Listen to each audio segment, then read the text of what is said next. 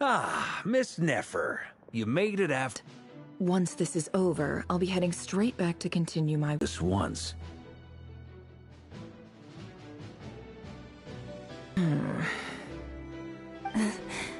Did you say something, Mr. Varka? Huh? I didn't say anything. Right, Flint's? Putting on a concert in the background. Anyway, before we begin, there's a few introductions to make. Let me start by saying that it's an honor to be speaking before so many distinguished colleagues and collaborators. First up, we have Miss Lauma. As Moon Chanter, she's the leader of the Frost Moon Scions, a local religious community in Nodcry.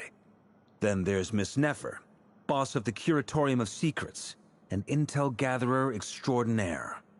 Nefer is leading the investigation into Rerer's background, assisted by Yehoda and Lauma.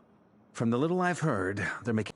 In our last operation, he courageously distracted the Wild Hunt to buy time for the rest of us. For those of you who've never met, this is Mr. Albedo, a renowned alchemist and captain of the Knights of Favonius investigation team. By his side is a new face for us all, myself included, Mr. Durin, who's come to lend his aid. Next up, we have the Moon Maiden and former Fatui Harbinger, Miss Columbina. Then we have the Traveler, who's earned more titles than I could possibly hope to list out, so I'll spare you the rundown. And Paimon, the ultimate travel companion and quite possibly the best guide in all of Tevat. Whoa! That's a lot of people! Great turnout! Miss Nefer, it looks like you might have another job coming your way, so, congratulations on the booming business, I guess. You think I haven't got enough on my hands as it is? Who's looking for me now? That would be me, Miss Nefer. I have a commission for you. And you are? Who I am doesn't matter right now. What does matter is that I'd like you to gather more intelligence about the Recher of Solnari. Well, it's not as if we never take on anonymous commissions, but in your case, I'll have to decline. I'm gonna take a wild guess and say your job's probably more hassle than it's worth. Something about you seems like bad news. It's my eyes, isn't it? Conrian, I assume. And what's with the mask? Are you trying to hide your identity? In any case, the fact that you're even still alive raises an awful lot of questions for me. My name is Dainsleif. And yes, I am from Conria. As I'm sure you're aware, the Recher of Solnari's real name is Rerir. He was once an acquaintance of mine. Really? Then you must have been quite an influential figure yourself. You flatter me, but none of that matters anymore. My point was simply to clarify why I have asked Miss Nefer to investigate Rerir's background. So you're both from Conria, and it sounds like you used to be friends? What am I missing here? Surely you already know how he became one of the Five Sinners. I'll tell you everything I know. The history of Conria, the names and identities of the Five Sinners. I remember it all like it was yesterday. I have never spoken openly of this before. But the truth was exactly as people say. The Five Sinners were each driven by their own desires, and it was by playing upon these that the Abyss tempted them to their fall, tearing Conria apart in the process. The visionary, Vedafinir, who wished to foretell the future. The wise, Haroptatir, who sought limitless knowledge. Gold, Rhindaughter, who desired to create life. The foul, Sertologi, who pursued supreme strength. And last, but not least, Recher of Solnari, Rerir, Ravager of the Moon. Of the five, Rerir is the only one who remains a mystery to me. He never harbored grand ambitions. So what changed in the space of a single night?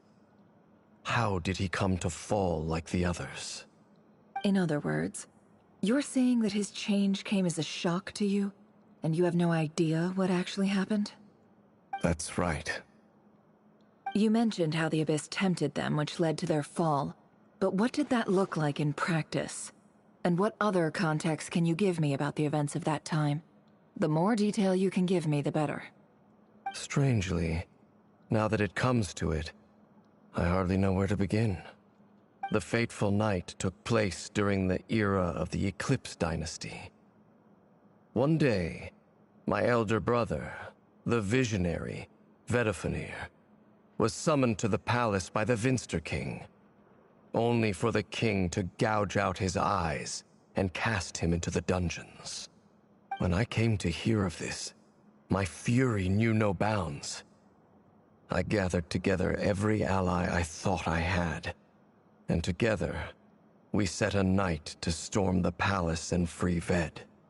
Centuries on, the memories of that night still haunt me like a never-ending nightmare. We broke through the palace gates, just like we had planned, each striking towards our separate targets.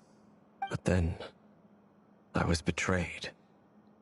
Even Vedifenir, the very person I had come to rescue, abandoned me and partook of the Abyss's power. So, it's personal after all. Then tell me, Mr. Dainsleif, what price are you willing to pay? You, of all people, must know that nothing comes for free. I cannot say what price would be worthy of such a commission. But know this. Rerir was not always a madman. Believe it or not, there was a time when he was just an ordinary man, working for the Conrian Intelligence Service. Uncovering the truth of Rerir's past is the only way to unravel this mystery. But before you decide if you will accept my commission, I will tell you more about him. Enough, I hope, to help you plan your next move. Sounds pretty good to me. Feels like we just flagged down a random passerby, only to discover he's actually a master strategist who has a score to settle with our enemy.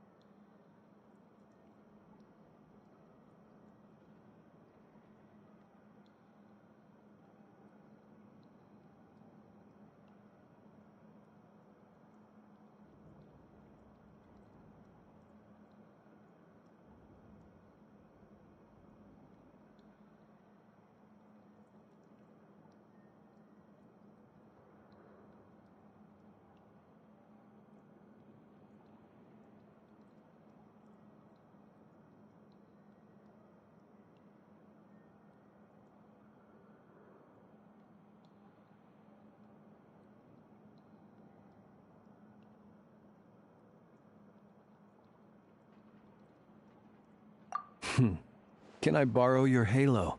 It could be useful in the lighthouse. Hey, enough with the wisecracks!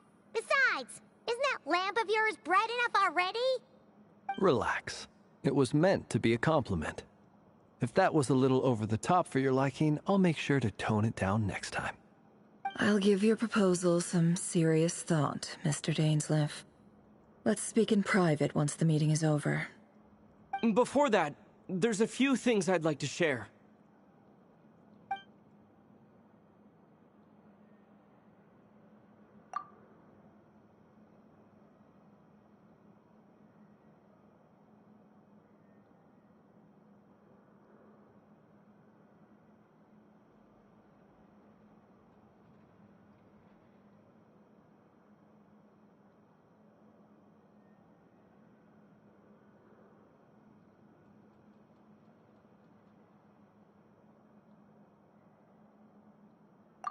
Now that we've united the hearts of the three moons, your power should be greatly enhanced. But it seems like that hasn't happened yet? I believe it will take a little longer. You've done so much for me. So I want to be completely honest with you all. Even though I'm doing a lot better now, the truth is, my recovery will likely be an ongoing process. From the moment I was born, my power has been slowly ebbing away. And that is because Tevat has never accepted me. Even with the moons united as one, it seems my rejection cannot be undone. So far, I have yet to find a solution. It may turn out to be a problem that will plague me until the day I finally leave this place behind. Even so, I will do everything in my power to help you drive out the Ray here of Solnari. As Arlecchino put it, this is not about chasing the spoils of victory. It's just a gesture of heartfelt gratitude. Kutar.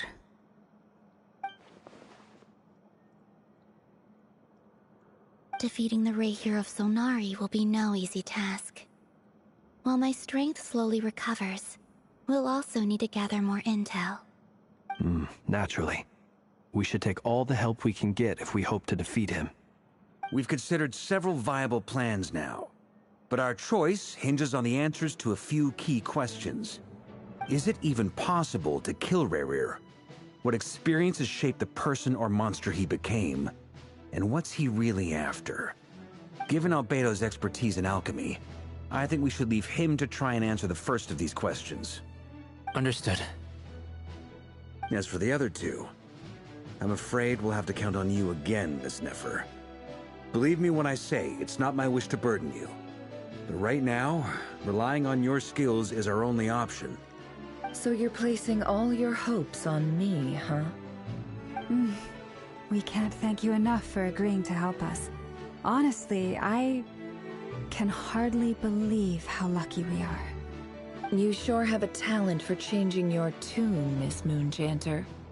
Timid like Yehoda one moment, then flinches insincere flattery the next. Ladies, please. I must object to your portrayal of me. That's all. Feel free to keep bickering. Just pretend I'm not here. I almost don't want to leave this room. I'm curious to see how this plays out. I have faith in you, Miss Nefer. Something tells me you'll stand by us until the very end. Oh? And what makes you so sure of that? What if I suddenly decide that my compensation is insufficient? This isn't about the money. I can sense that you've got a deep-seated distaste for Rerir. And knowing you, that alone is motive enough. Look at them getting along so well. Like two peas in a pod. And I'm the one they accuse of insincere flattery. There is no justice. Miss Lauma, you have to understand something. Unlike you, I don't actually enjoy having everyone's hopes on my shoulders. Is that right? Well, maybe the fact that I'm willing to put my hopes in other people says more about me than you. But the fact is, someone we can count on. Anyway, we've got our plan, so let's get moving. Mr. Dainsleif, let's talk. And Traveler, once we're finished, if you've nothing else planned, I'd like you to come with me. This whole experience is teaching me a lot. For instance, I now know that when other issues come up in the future, I'll have far more luck getting Lauma to convince Miss Nefer than trying to do it myself. Hate to say it, friend, but that's one of the funniest things I've heard in a while. Why? You think I've got it wrong? Quite the opposite. But what makes it so hilarious is how long it's taken you to realize.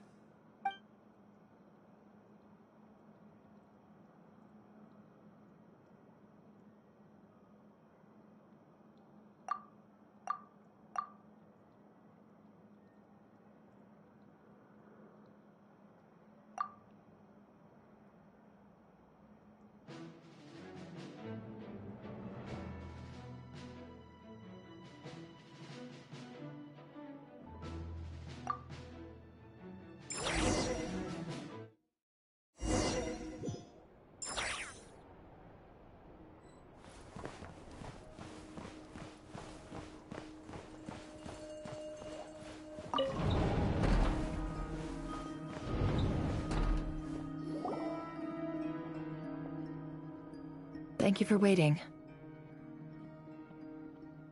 It's okay. We actually used the time to help Dainsliff get a room at the hotel. That's very considerate of you. Now, I trust you share my curiosity about Rarier's past, and you seem fairly familiar with Mr. Dainsliff already.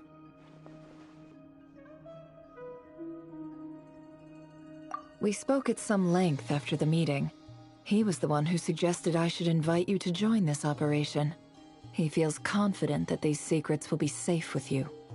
Dane has a lot of faith in us, that's for sure.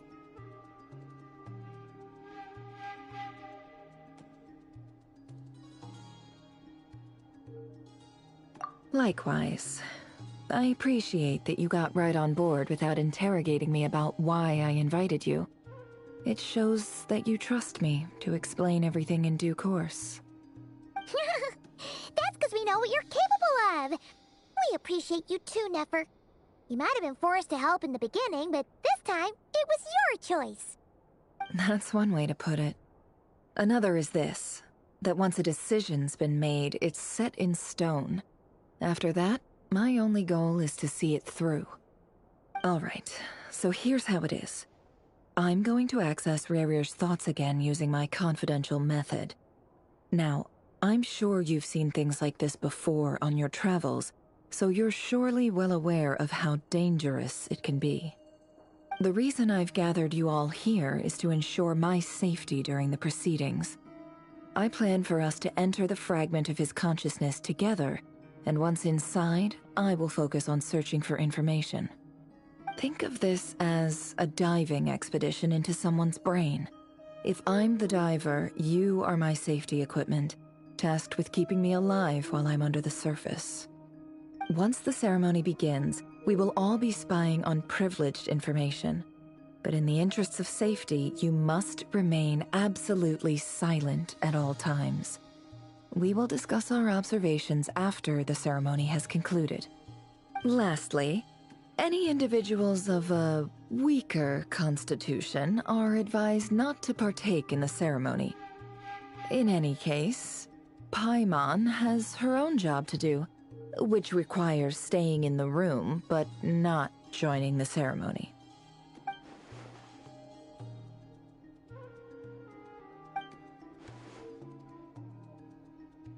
Well, good luck, everyone. Sounds like all Paimon can do is cross her fingers and root for you guys. There's a little more to it than that. I was being serious when I said you have a job to do. While the rest of us are inside Rarier's mind, it's imperative that we have a team member on the outside.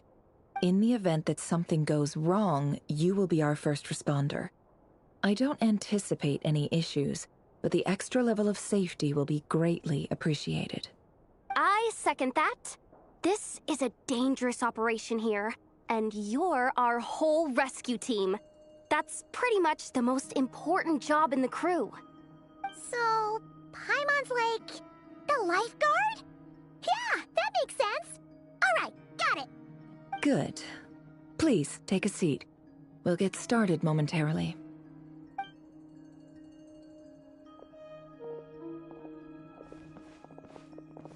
So, did Mr. Dainsliff tell you anything else?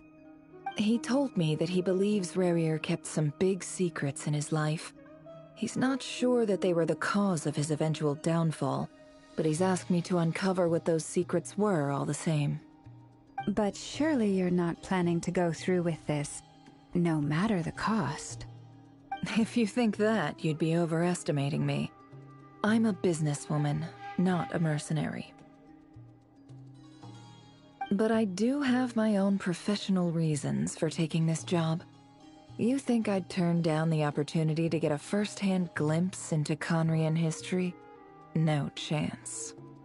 Well, as long as you don't let morbid curiosity get in the way of safety concerns, we're good. We'll do whatever we can to help you. You're such a killjoy.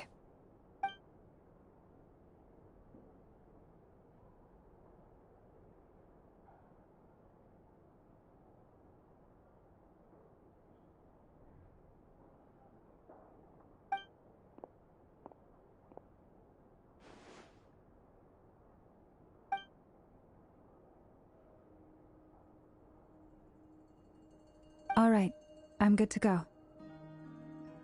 All set over here, too. Promise, Paimon, you'll be extra careful. All right. Let your whole body relax. We're about to begin. Close your eyes.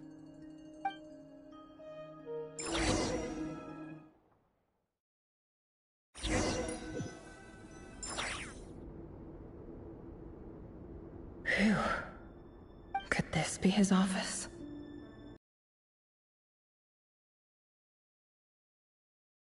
Paperwork, files.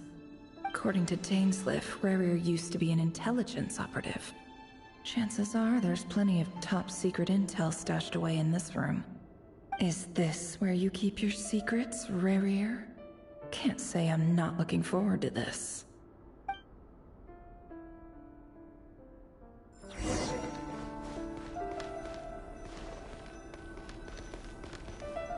He looks even gloomier than last time. I wonder what's changed.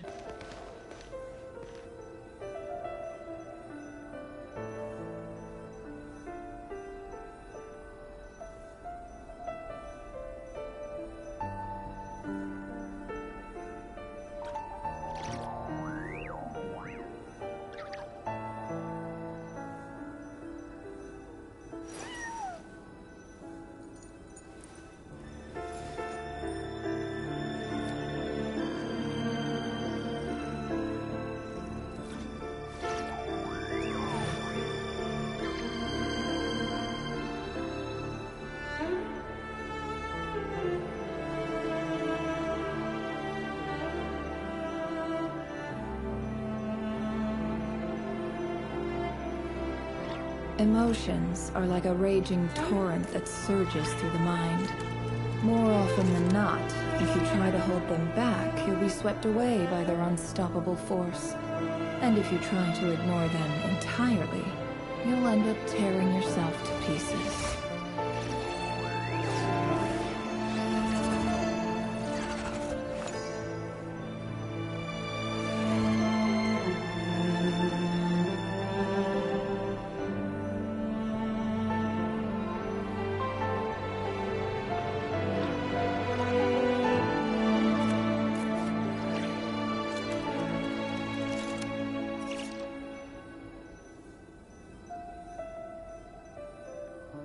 Why does Ashru sit up on the counter? To welcome our clients, of course. A kitty's gotta earn his kibble somehow.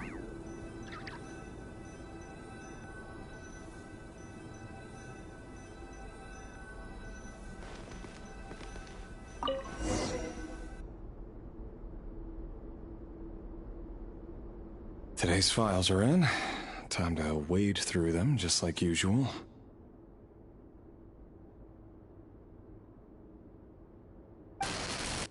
Male, 51. Occupation, cook. Confirmed Crimson Moon descendant. Has maintained frequent contact with other descendants over the past year. Poses a threat to the dynasty.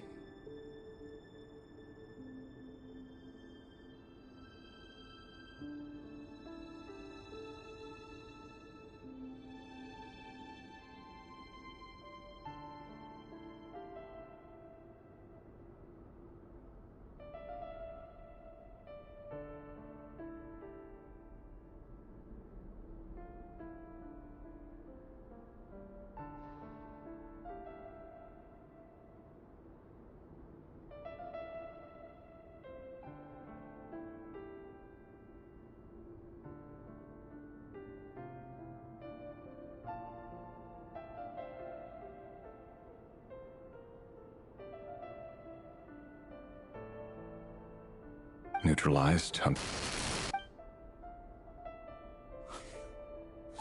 This one should be archived under purged targets.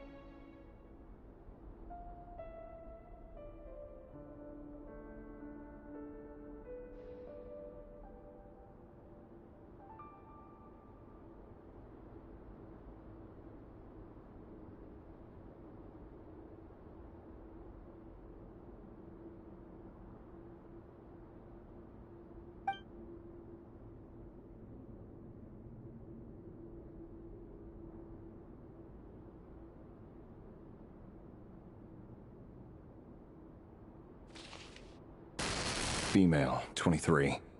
Occupation, office clerk. Confirmed Crimson Moon descendant. Has maintained frequent contact with other descendants over the past year. Poses a threat to the dynasty.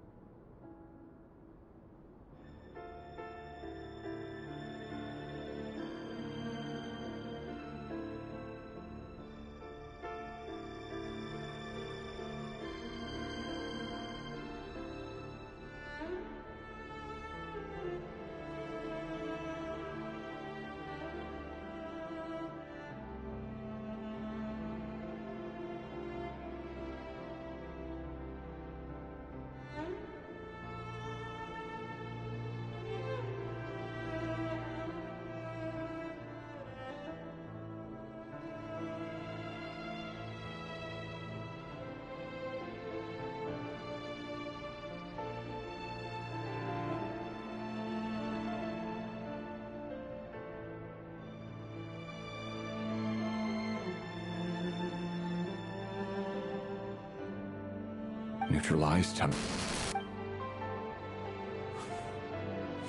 Another one for Sounds like she was that other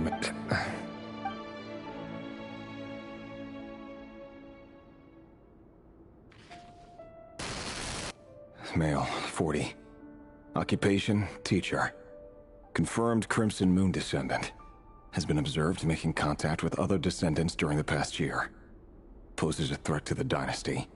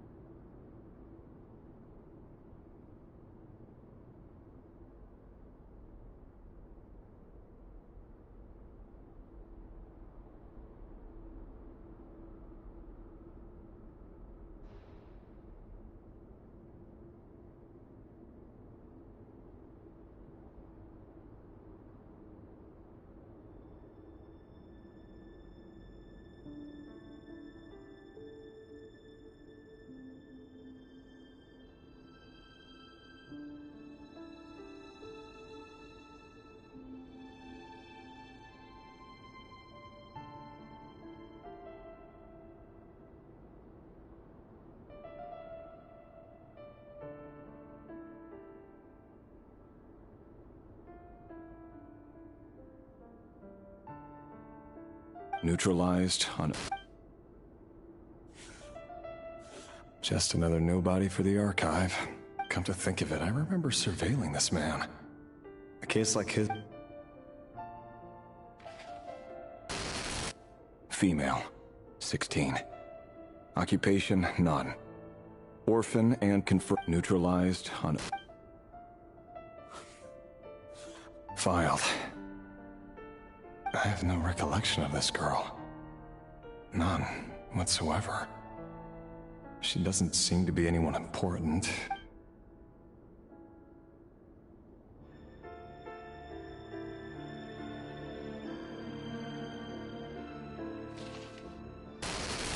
Female, 13. Occupation, none. Or neutralized. Filed.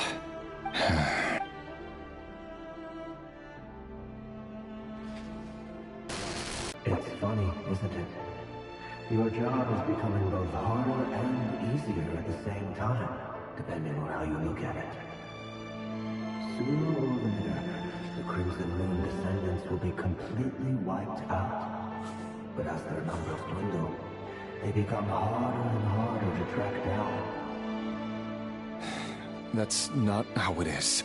Fortunately, however, most of the able-bodied adults have already been taken care of. The remaining weaklings will be increasingly easy to deal with. No! No. My job is to ensure the survival of the Eclipse Dynasty. And the only way to do that is by eliminating any and all potential threats. It's a perfectly legit... Every single one of my colleagues can attest to my fairness. And if my friends were aware of the facts, I know they'd back me up too. Assuming, of course, that they were aware of all the facts.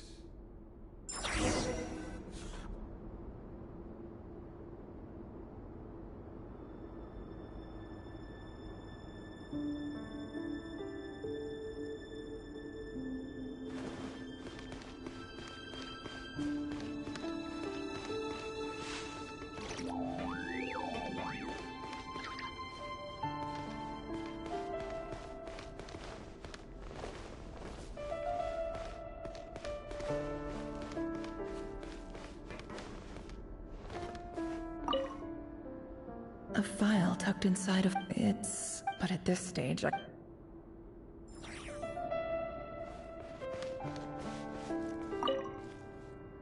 wonder what kind of encryption... Aha! Please, hear me out.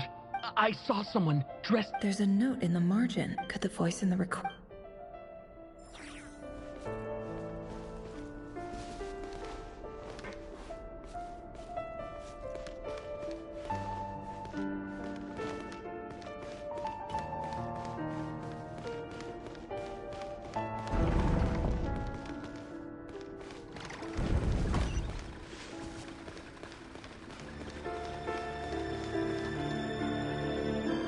Mr. Vedifalnir, it's been quite some time since we last met.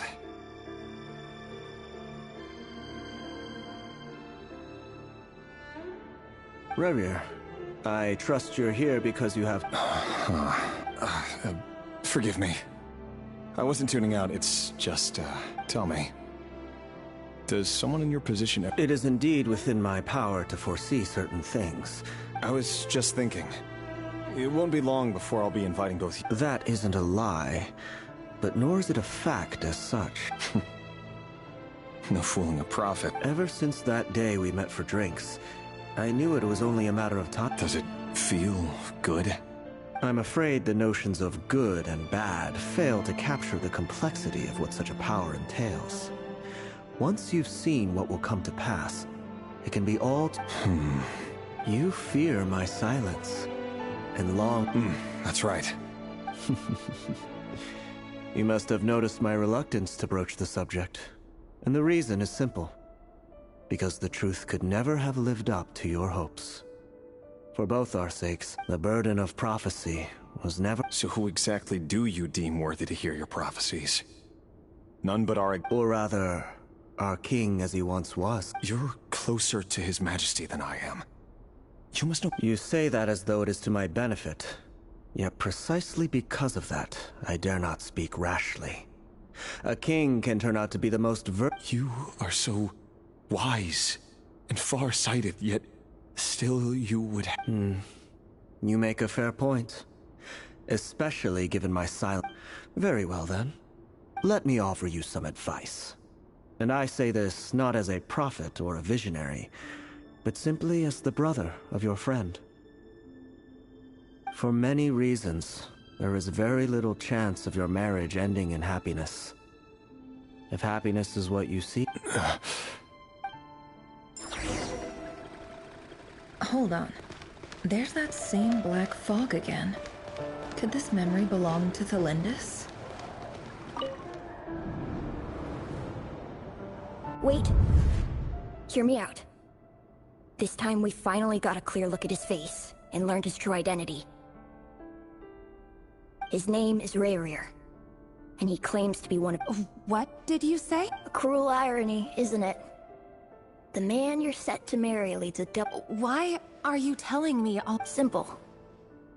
I want you to kill him. You are the only person he would never suspect. No, absolutely not. I would never So you'll just stand by and watch him slaughter us to the last? Do not forget that the blood of the Crimson Moon flows in your veins too. The blood of the Crimson Moon? What does that matter now? You think that alone is reason enough for me to throw away everything I have? Why wouldn't it be? You two were once a child of the Crimson Moon, just like me. Don't tell me you've never felt so much... As long as you promise to abandon this pipe dream of restoring your dynasty. Persuade the Vinster King? Do you even know why he's so obsessed with hunting us down? Why he keeps trying to force us to hand over the Vinster King? A blind fool. His eyes clouded by powers from beyond this world. A petty little man with a miser's heart. If you can't bring yourself to do it, so be it. Just you watch. It won't be long before calamity descends upon us all.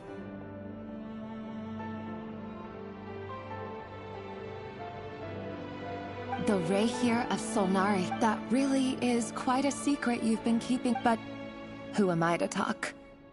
Am I really any better? Love should be built on honesty. But ours? Is it really so wrong to hide things that would only make life harder? If we don't cover up, Vedifulnir must have known all this. And that's why he made his prophecy. In the end, nothing stays hidden forever. But I won't just sit by and watch this disaster unfold. I'll do everything in my no matter who I have to face.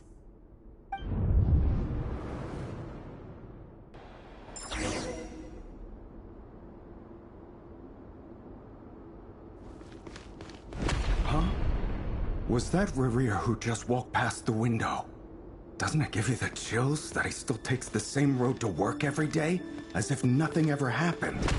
Those people at the deli. Enough already. They're clearly pretty taken by their own disguises, so just smile and play along. Pull the rug from under beasts like that, and you'll risk having your throat torn out. Deli? Huh. They're talking about those people from the opposition. Right. I'd almost forgotten they used to run a deli. People of no consequence just vanished. But surely you can see he's not the man he pretends to be! So many have died already, and they say that the king's madness grows with each passing day.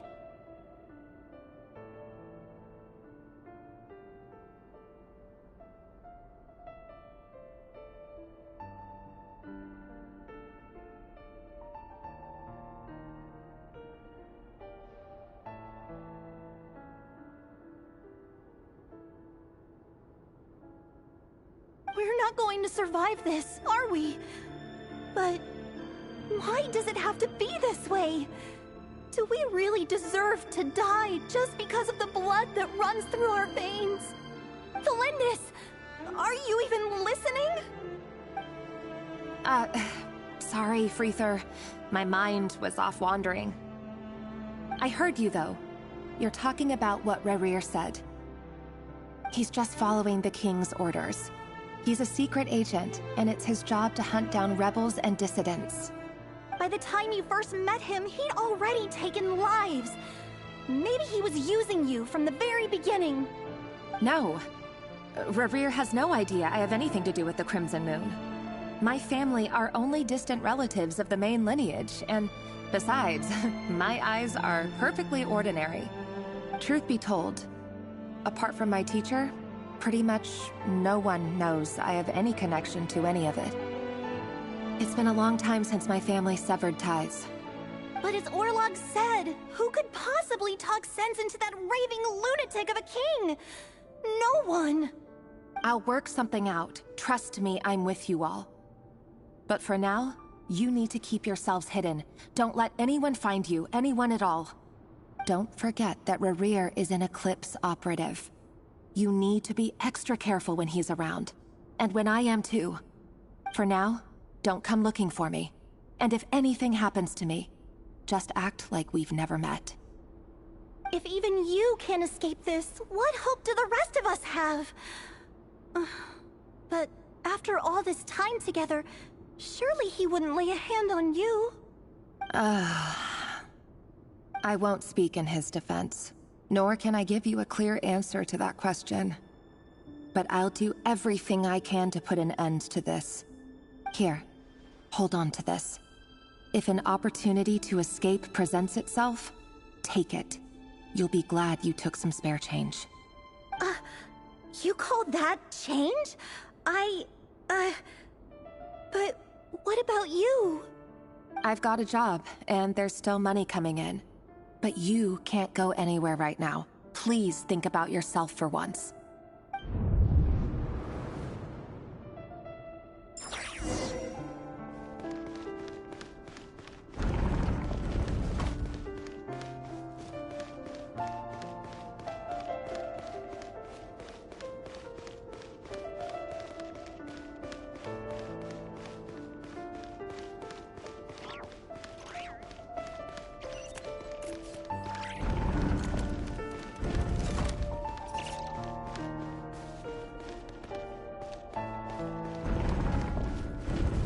Another day, another round of assassination training. Training ground is just beyond this hidden passageway. When you kill a person, doesn't it bother you when you end up covered in their blood? For so long now, you seem to have forgotten that most people don't just go around killing one another. Leave me alone.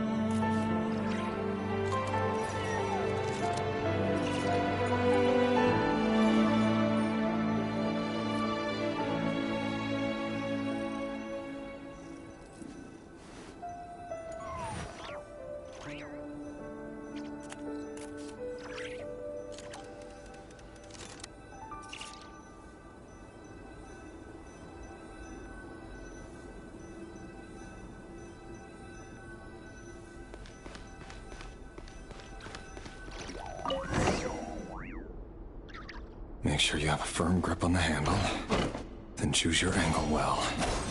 Keep your movements light and brisk, and the prey won't sense a thing. I doubt that. I'll bet no one ever had a quiet death at your hands. I work clean. No traces.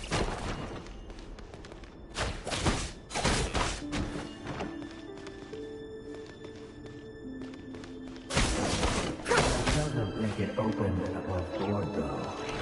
The king happens to need you right now. What if someday he doesn't? That won't happen. He's changed. Ever since you fell under the spell of that power. In the beginning, he only had you take out a handful of the guilty. But now... The ones I've dealt with have always been guilty. And I've carried out my work flawlessly.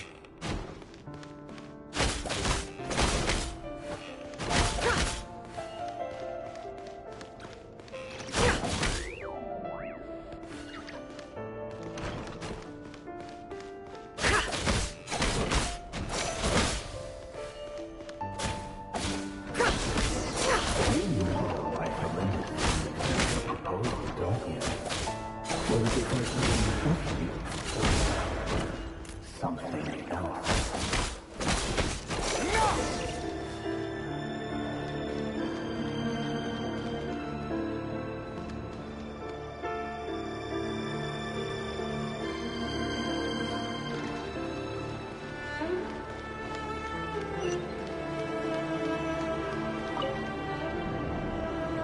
Valinus, do you still remember Orlog? Orlog. The boy who was pretending to sell flowers. You spoke for quite a while, didn't you? Yes, we did. What about him? He was arrested 2 days ago. Chances are he's already dead. He... I just don't get it! After everything he's done, why do you still stand by him? Or does it mean nothing to you that people keep dying? No, that's not... Just hear me out. I need to go now, Thelindis. They're looking for us. You take care too. If you ever need a place to hide, come find us.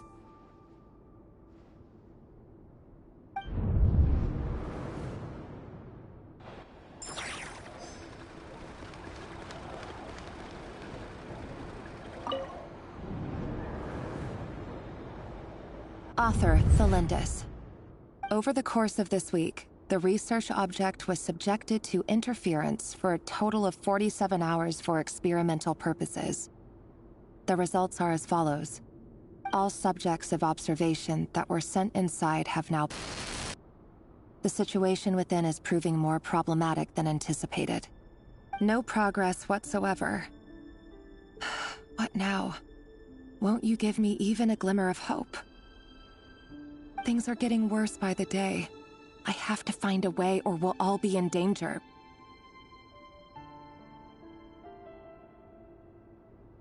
But I... If all this research comes to nothing, what then? Sooner or later, it'll be my neck on the line. But could he really bring himself to kill me? No. Surely he wouldn't have the heart.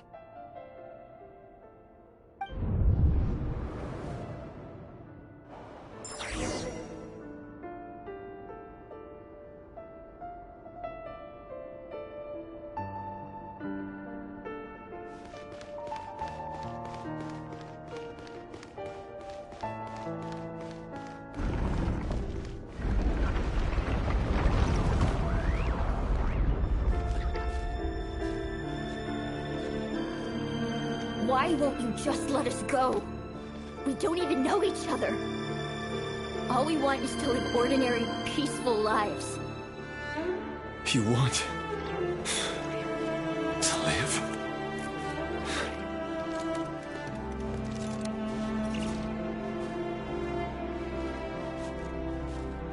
Yes. I just want to go on living. Is that really such an unforgivable crime?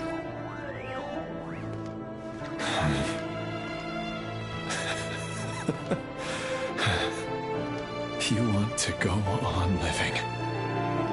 I want to keep living too.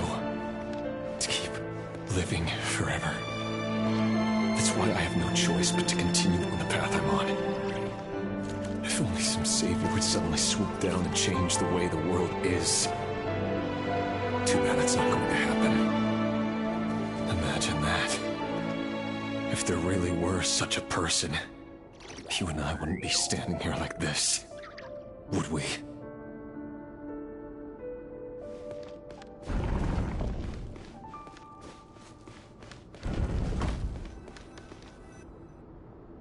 Today's files are in. Time to wade through them just like usual. No, I don't get tired of it. It's my job. And not only am I lucky to have it, I'm good at it too.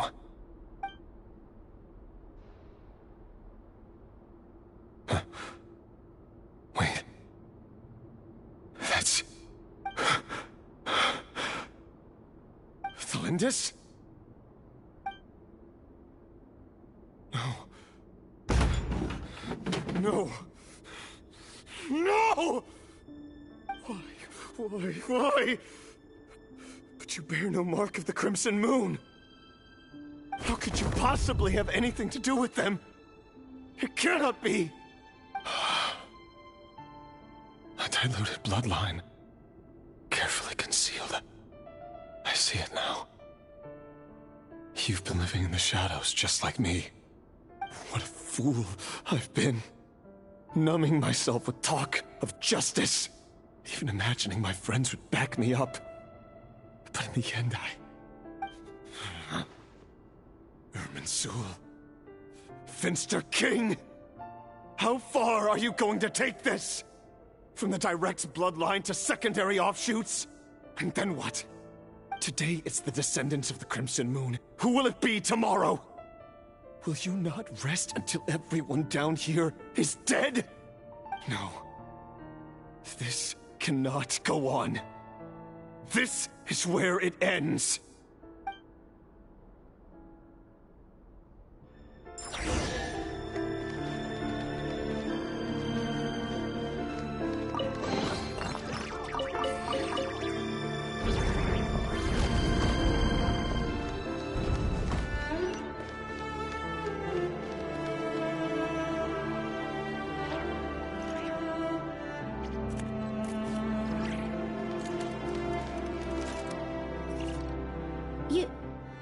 You're really letting me go? I am. As long as you can guarantee that no one will find you. Don't worry, I'll be extra careful. No one will know I was here. But what about you? Me? If you let me go, you won't be able to complete your mission, will you? Good point. In that case, maybe you should stay. No, please! I just want to see the outside world again. To... Go on living? Yes. I know you're a man of your word. So please, just let me go. If I let you leave, what will become of me? Just kidding. Go, now. But remember, don't let anyone know you were caught. We'll be seeing each other again very soon if you do. Even shadows in the dark must live by a code. But you can't save everyone. You've been whispering in my ear for days now, Vedifilnir. What are you trying to do? Break me down? I only say this because you long for an answer to your problems. Let her go, Rerir, or you risk losing everything. I will not abandon Thelindis.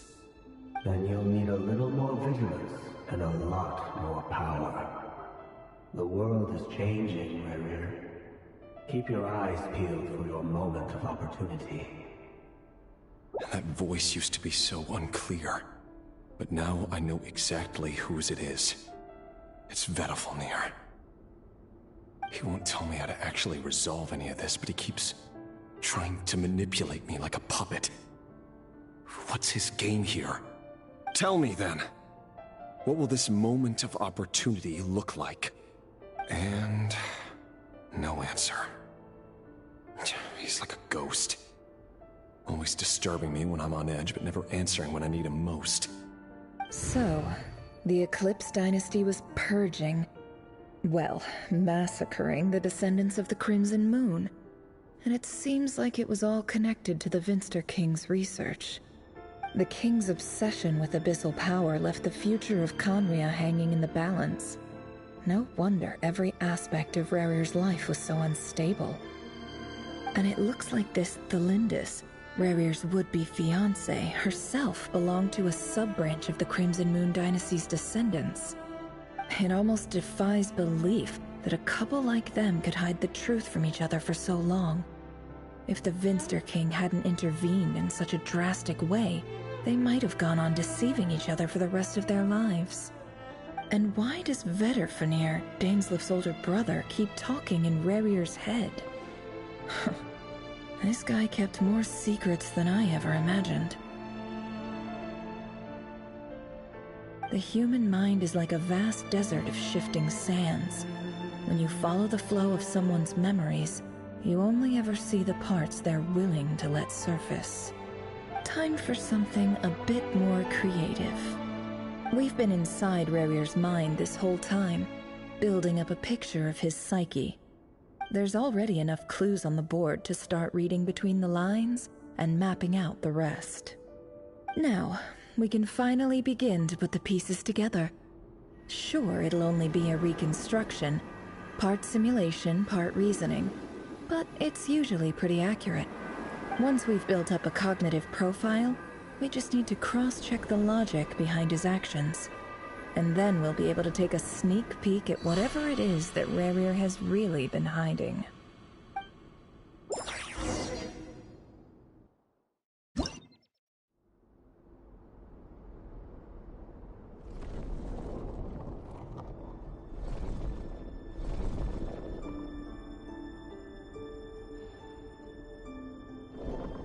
Rerir, are you there?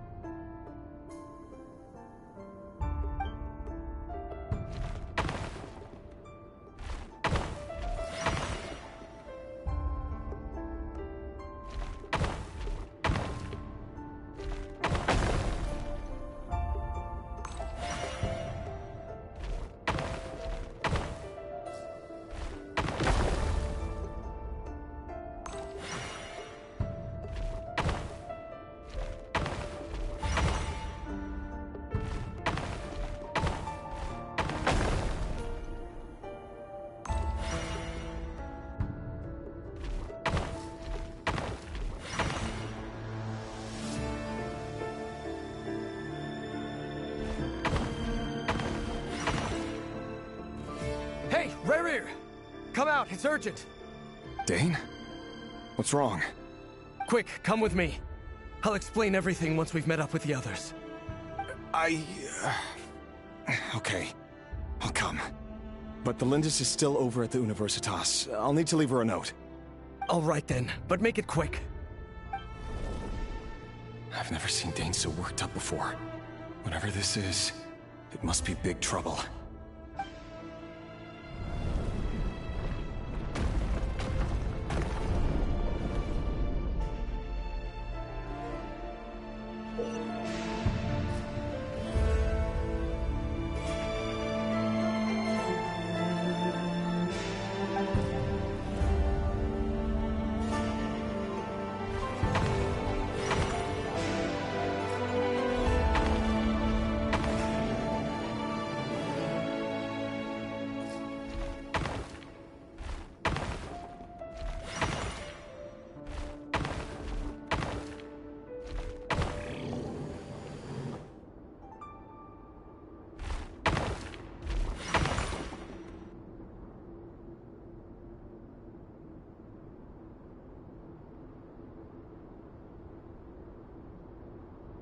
Well, this is a nice change, meeting you all at this hour.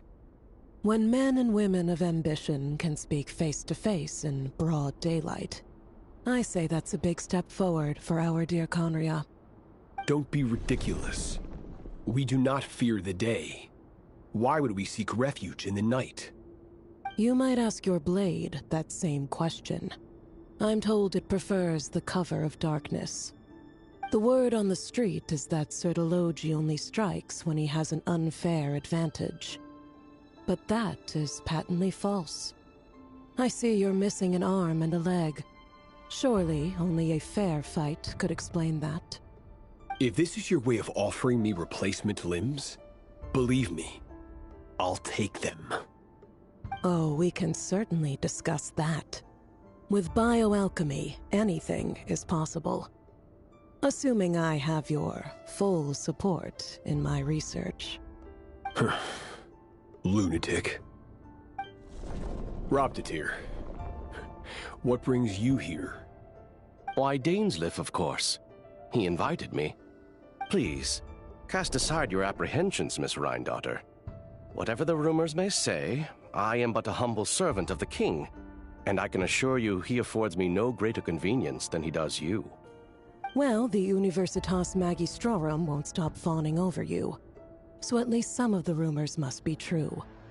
You're clearly doing well for yourself, so drop the humble servant act.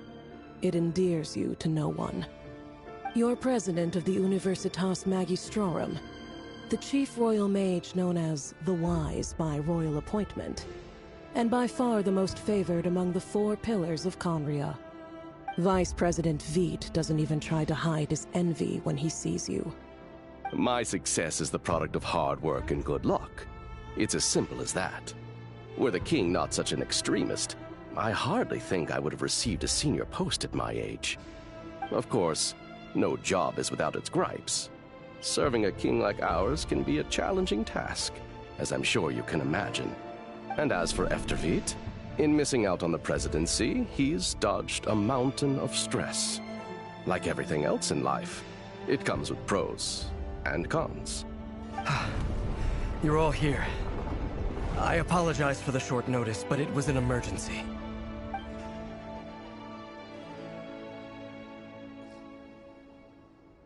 You must be Rerir. Mr. Sertologi. Yes, I handled your case file during your sentencing. Nothing personal, of course. I'm pleasantly surprised that you remember me. You're clearly a person of substance if you've been invited here. But Dainsleif, you'd better have a very good reason for convening this little gathering. It's my brother, Vedofenir. After he spoke at the court this morning, the king was so infuriated by his words that he had him blinded in both eyes and thrown in prison. Vedofenir in prison? Strange. I thought the king trusted him and Horoptatyr more than anyone else in the world. Does this mean the king's circle of trust just got even smaller? It has nothing to do with trust. It's about what the king wants, which is as clear as day to anyone paying attention. I simply appease him, because it's in the best interests of the Universitas Magistrorum. And also because you're slimy. Vedofenir, perhaps less so. But still, a visionless visionary? It rather inclines me to think that qualifications are not what get you ahead in Conria. Do you honestly think this is an important discussion to be having right now? Dane, what are you planning to do? Rescue Vedofenir, I assume. Correct. It will mean storming the palace by force. Tonight. I need all of you on my side. That's far too dangerous. And don't forget, Dainsleif, you're captain of the Royal Guard. You swore an oath to the throne. Hmm? You've been planning this for a while, haven't you? I have no desire to commit treason. But whatever critique the king may have of Vedofenir, disfiguring your most loyal subject for putting the best interests of his court and nation first, this is not the conduct of a wise ruler. My blade will force the king to see the error of his ways. So, Vedofenir's prophecy enraged the king. I'm sure it wasn't what he wanted to hear, but if he won't take counsel even from the visionary, that is deeply troubling news. The extent of His Majesty's madness is now all too clear. The question is, how does a man like me get out of this situation unscathed? You have noble ambitions, Dane, but I'm afraid they don't do much for a guy like me. I'm not interested in saving the world. All I want is a letter of pardon. A letter of pardon? For whom? Thelindis? The chances of the Vinster King issuing a pardon for anyone connected to the Crimson Moon seem vanishingly slim.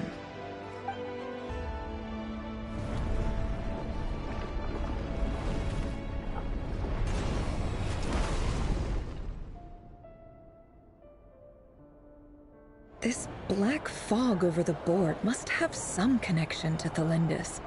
But why is it taking this form? Does it have something to do with Rerir's past? Another mystery I'll need to unravel.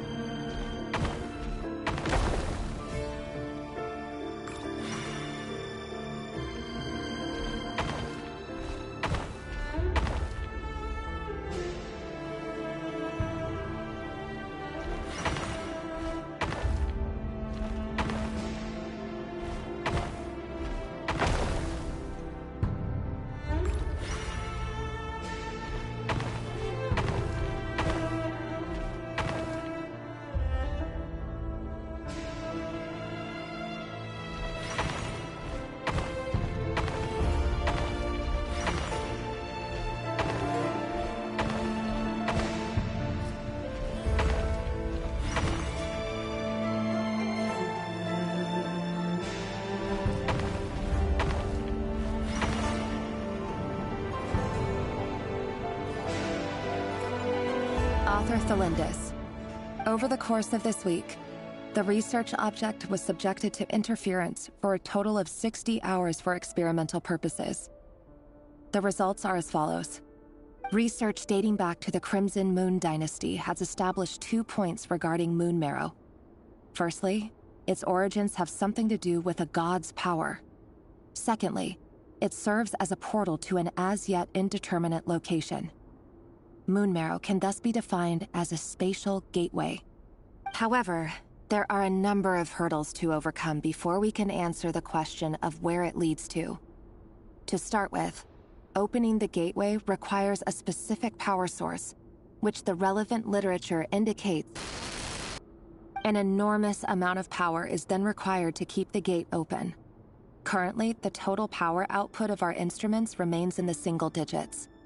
To make matters worse, I am now the only staff member remaining in the Moon Marrow Lab. The Universitas Magistrorum recently decided to move most of its personnel into abyssal energy research, which has stymied all Crimson Moon-related projects. This is not a wise move. I have always maintained that placing all our hopes in a single source of power is risky, especially one as poorly understood as this. As well as making ourselves overly reliant on a single resource, we are neglecting other promising technologies. I apologize if this comes across as disrespectful. But as a Moon Marrow researcher, I desperately want to see the world beyond the gateway. If we really made it there one day, what would we find? And how would we go about taming the unknown? My imagination is endlessly fueled by questions such as these.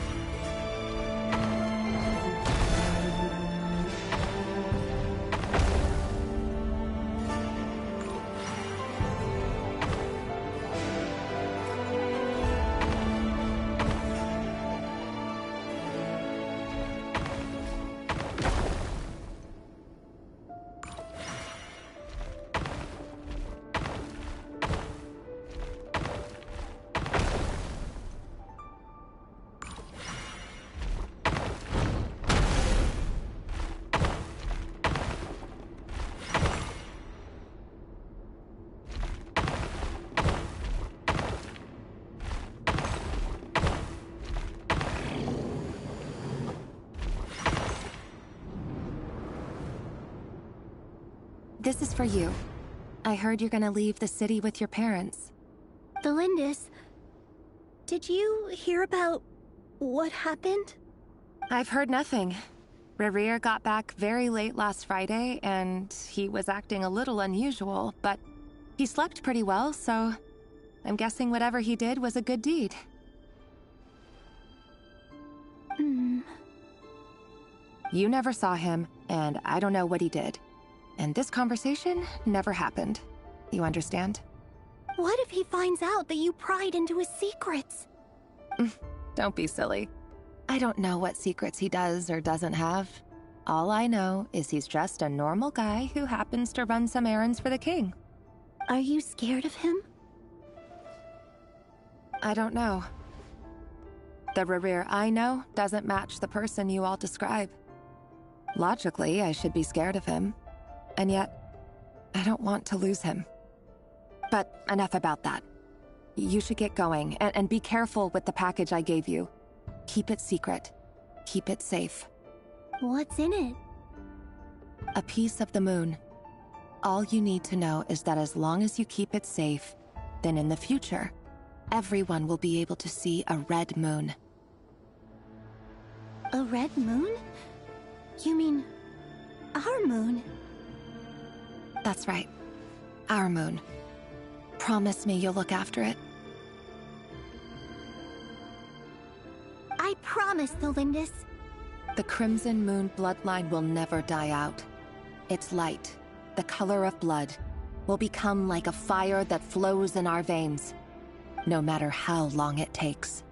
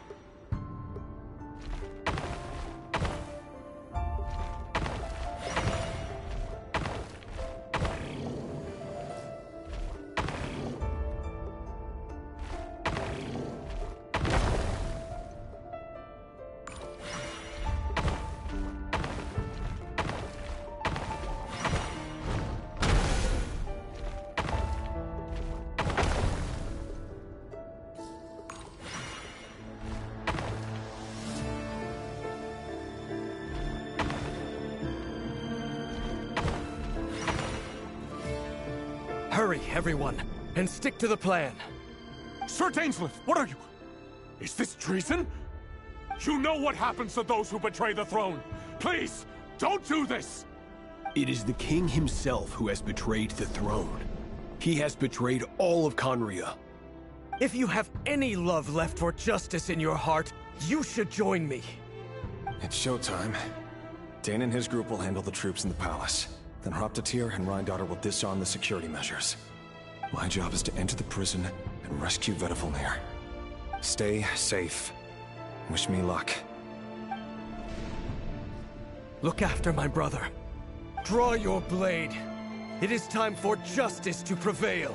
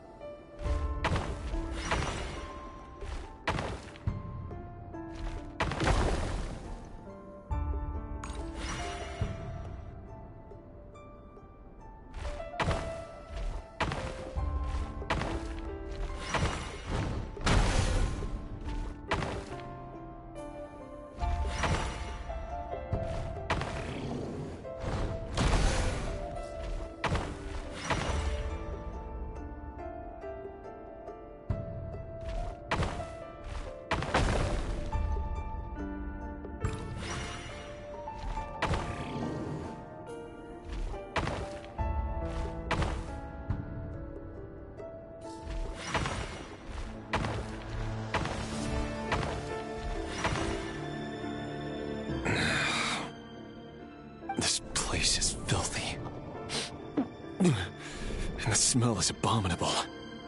Clearly, the king doesn't allow his prisoners a single shred of dignity. This is dire. Found you. Hello, Mr. Vedafilnir. It's you. Surprised? Oh, wait. I guess surprise isn't an emotion that prophets feel very often. I certainly felt some surprise in the moment when I was blinded. Surprise at the king's sheer ignorance. Surprise at just how unfairly this world responds to words of earnest remonstration. I'm curious. What did you prophesize this time? It wasn't a prophecy. It was a word of warning. Someone had to say it. The king has forsaken all reason in pursuit of his obsessions. I simply told him that if he continues on this path, Khaenri'ah will surely fall. But he didn't listen. Worse still, he stabbed you in both eyes and locked you away. Dane asked for my help. The court is in complete chaos now, but I'm sure you predicted that. Everything is transpiring as I foresaw, yet I am powerless to change it. Fate is an immutable force. I can but lament as the inevitable unfolds. I do wonder whether giving a man the power to see the future does nothing more for him than slowly crush his spirit. Forgive my curtness, Vedafilnir, but the king did not suddenly turn on you today. His suspicions have been brewing for a long time. You can't have wisdom beyond the reach of your fellow man without attracting his fear and suspicion. There are things the king does not want to see. So, he doesn't want you having visions of them either. He blinded you because he thought this would make the visions stop. He wasn't entirely wrong.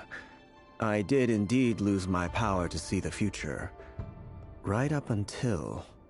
Until what? Just now. I believe I saw something new. Well, tonight could go a lot of different ways. 5 of us banded together to storm the palace, also we could rescue you. This will go down as the most tumultuous day in Khaenri'ah history. I sense hatred in you, but also hope.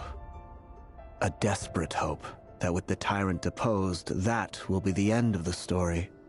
But this is not the end. It is the beginning of a new chapter, in a whole new story. There are many men of honor and courage in this world, Rerir. But you are not one of them. You're not here for justice, are you? You're here for yourself. Is that a dagger? Interesting. Why not the polearm? It was always your weapon of choice. With your abilities, I don't doubt that you were able to recover some of your sight.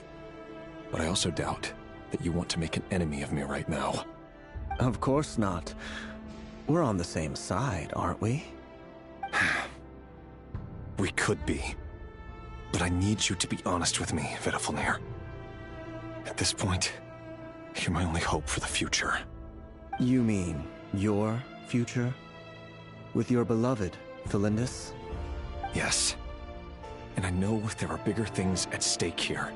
A dynasty, a nation, maybe the entire world. But forgive me, I care first and foremost about myself. I can't abandon the one I love to save myself. I just can't do it. But you see a broader picture of the future than I. You see the solutions to the biggest problems of our age. So tell me, what is my solution? What's the answer? In matters of fate, answers are either right or wrong. What will be, and what will not. Maybe you are willing to pay a certain price in the pursuit of happiness, but unfortunately, fate does not negotiate. That is the cruelest thing about fate. It is unmoved by your sacrifices. That can't be true. I know it's your voice that I keep hearing in my head, urging me to see how the world is changing, to seek more power, so I can protect the things I love. You show me disaster, but you won't show me how to avoid it? Why? Why are you doing all this?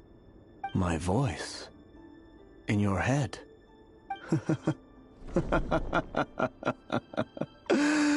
So, you hear it too. The voice that steals your mind, gains your trust, and drives you crazy. It turns out that we are not so different, you and I.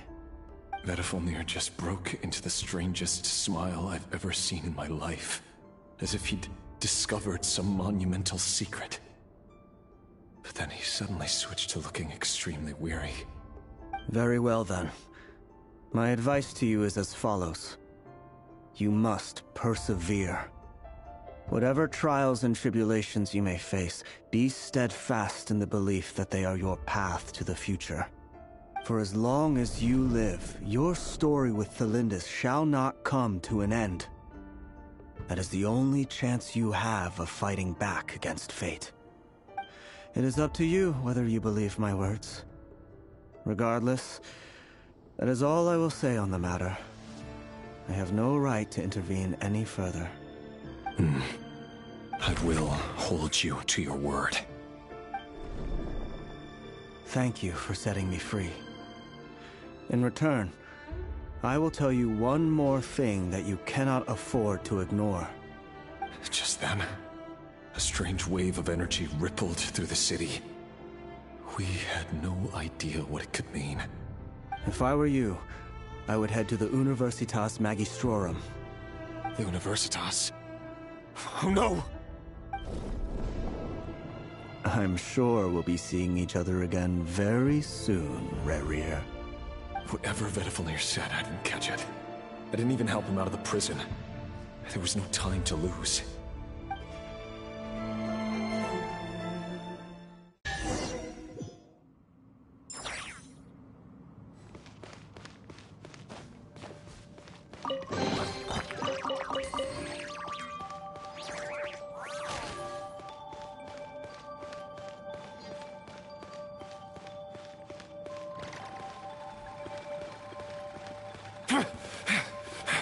Monsters? Is this Rhindaughter's doing? By the Universitas Magistrorum. Out of my way!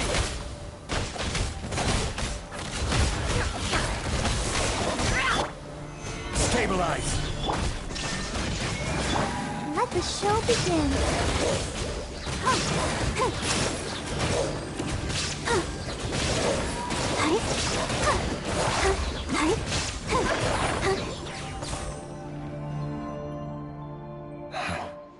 The Universitas. That reminds me of a rumor I once heard. Allegedly, the king installed secret mechanisms in the palace and around the city. No one knows where they are or what kind of power they hold. But if they were ever gonna activate, it would probably be on a night like tonight. Help! Help! Hold on! Don't let them anywhere near you! Save me! I can't! That sounded like an explosion. So, the rumor is true? The king really went through with it? What other means does the king have at his disposal? They must run on power from the Abyss. And given it's a major center of Abyss research, anyone over at the Universitas will be in grave danger. I have to hurry!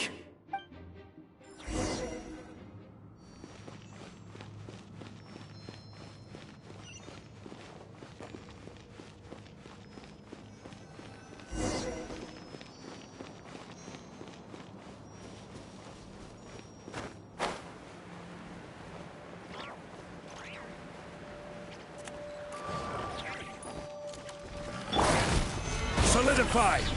Illusion shattered! Light it up! Let's dance.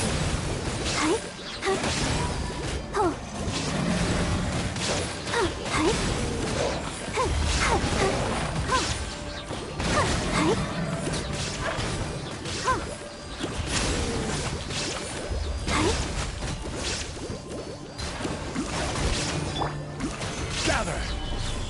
Shine down! Burn it down!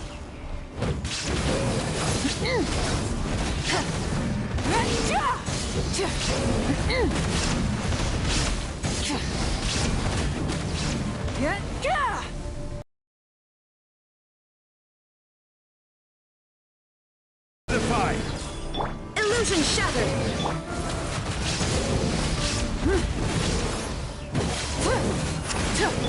the show begin. Oh, huh. Hi. Burn it down! Shine down!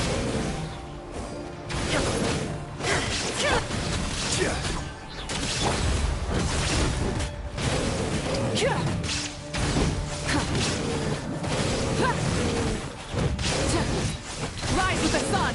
There is no escape! Gather!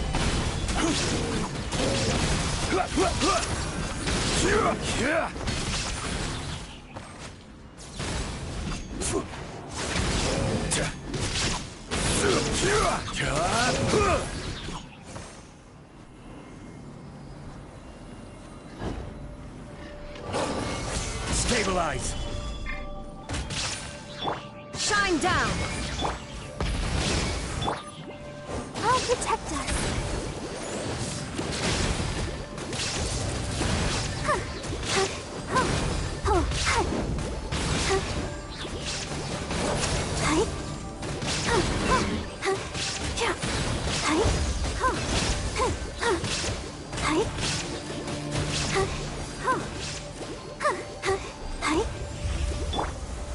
Solidify! Illusion shattered! Light it up! Yeah. Yeah. Yeah. Yeah. Yeah.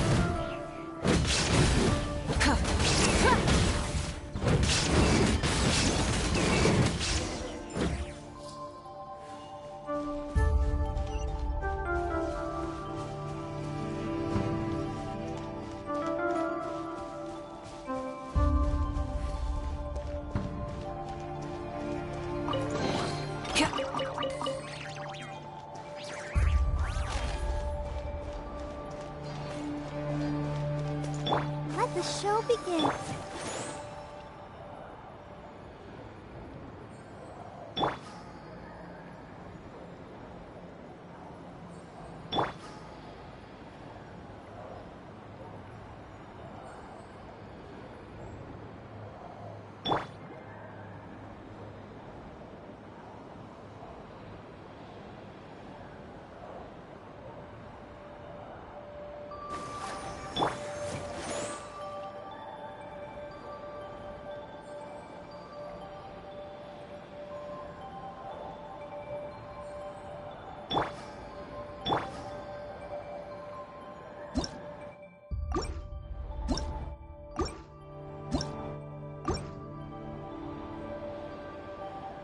This is order.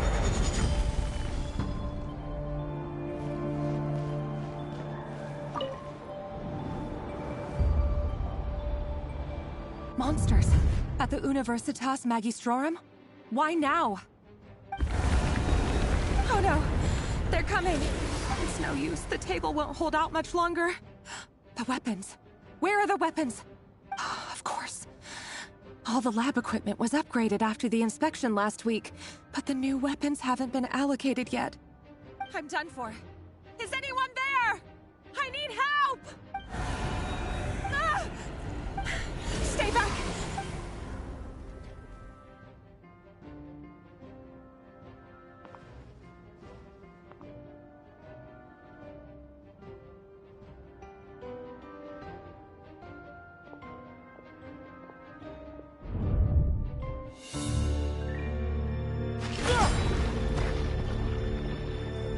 What's that? Reverie.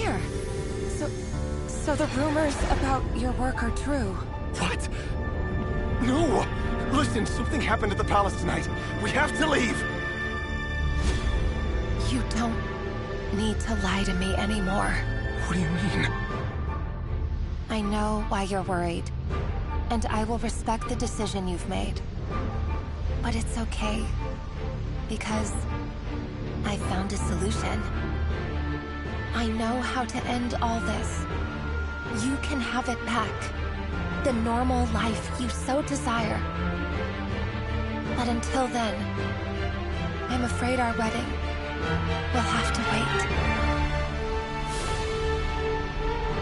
Celindus? No, don't do it! Celindus! Celindus!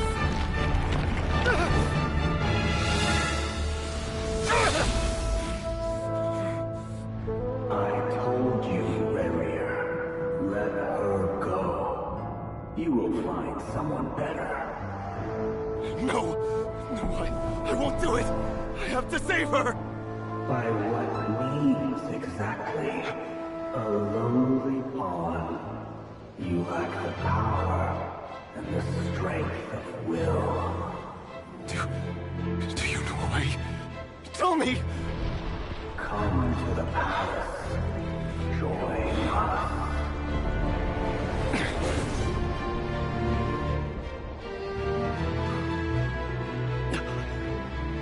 Rarier, thank goodness we...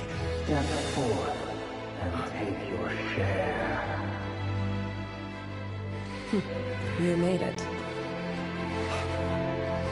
Not you too.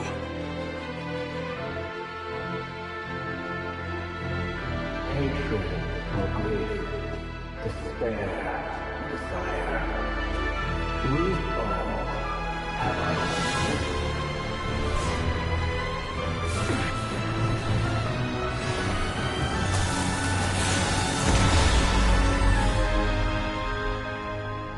Rarier. Rarier. Celindus? Were you daydreaming?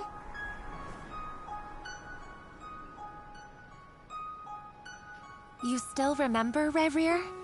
That question you asked me a couple of weeks ago? Oh. You mean the proposal? Yeah. I'm wondering, where do you think would be a good place to discuss it? Maybe in the garden? Or were you thinking a fancy restaurant? It's your choice.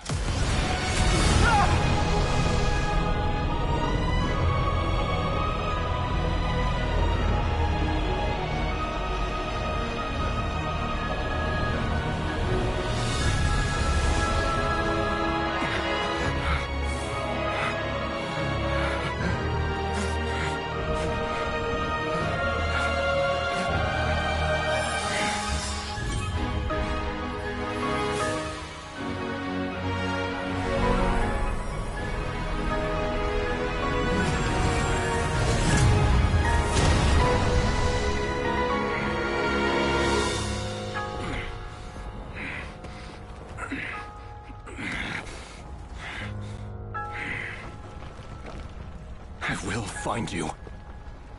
And then... you can give me your answer.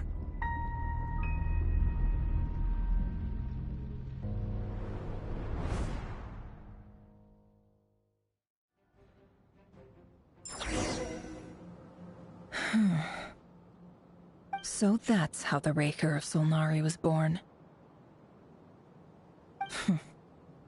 A monster created by circumstance is a monster all the same.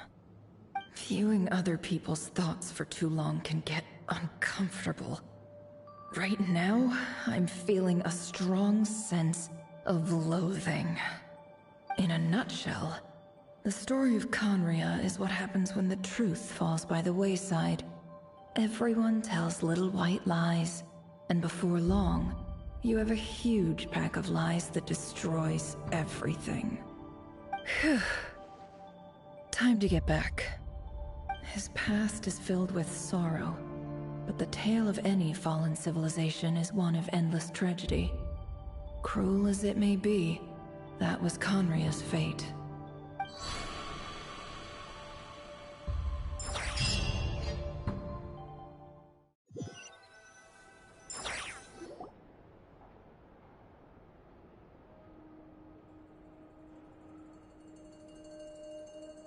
Everyone, I'm back.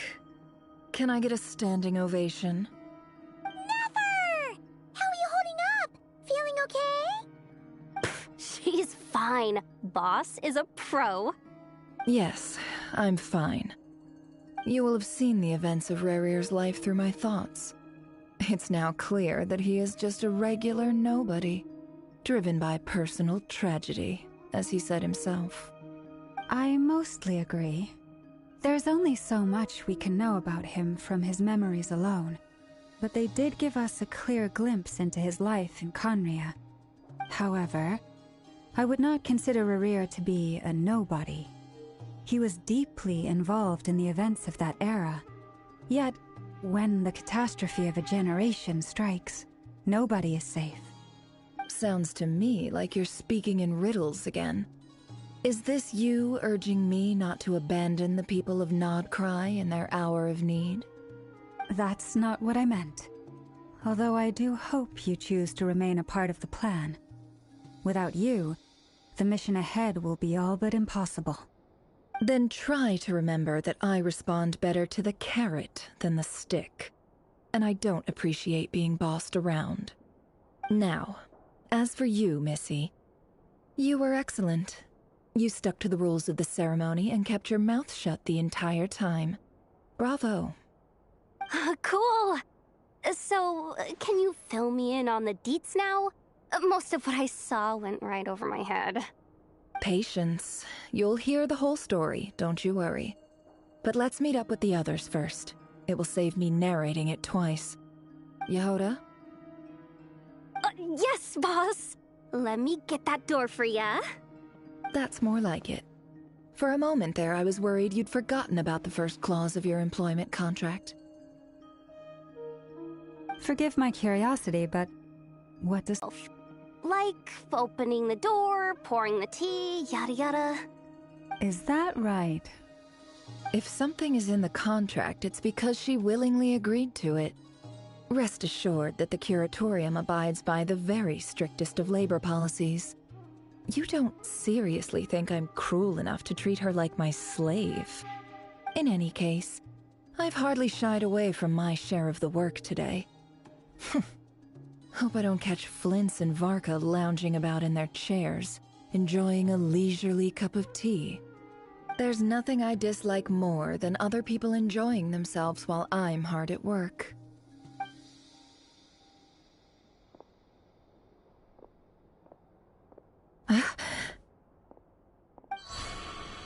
Oh no.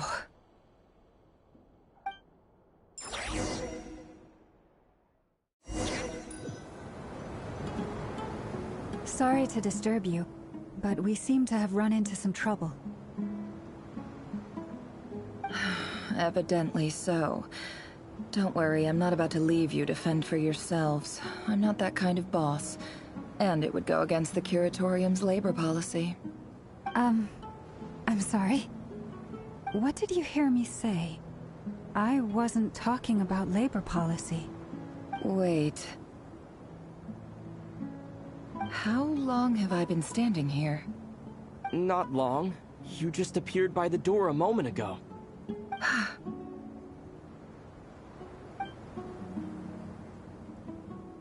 Boss, what's wrong? You look like you've seen a ghost. We've been tricked. We never left at all. Somehow I hallucinated that whole scene back inside the office. Hallucinated? But how? How indeed. This place should heed my will alone. All thoughts and actions that occur in here are just a result of pawns moving across the chessboard in a carefully calculated manner. And nobody has access to this chess set but me. So you control everything in here? More or less. But yes, it's a special technique of mine.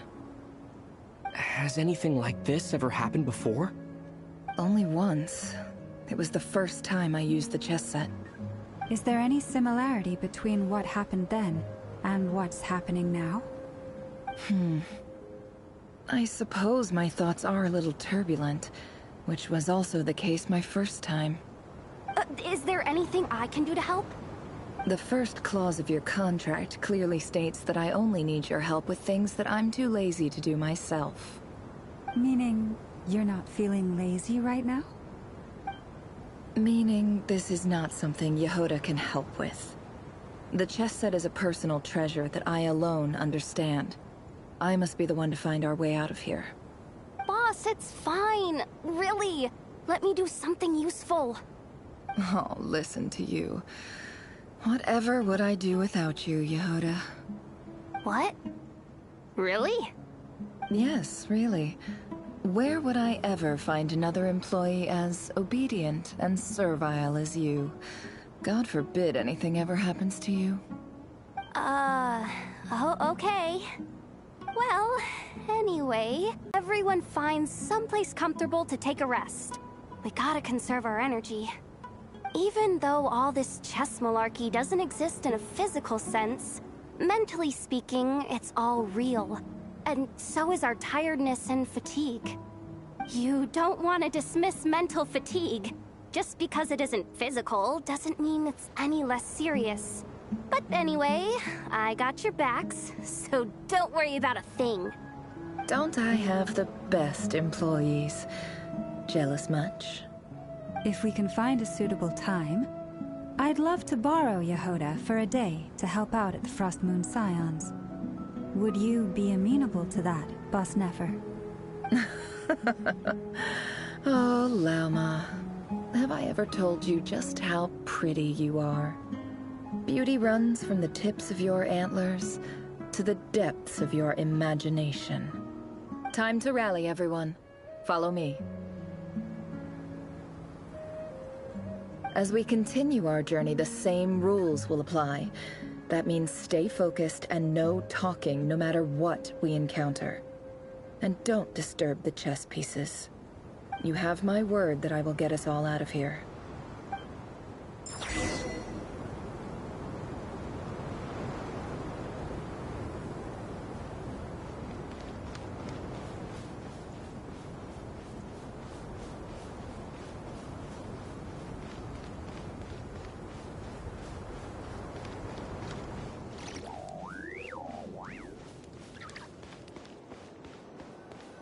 This place looks familiar. That's not a good sign. There's... I wasn't expecting visitors at this hour. Wait, is that? Oh, it's him. There you are! Sinue's been looking for you all day. I think he has some news for you. Oh yeah? What were you doing just now, Uncle Retinue? Hiding away some more loose change? I know I saw some Mora. What do you mean, loose change?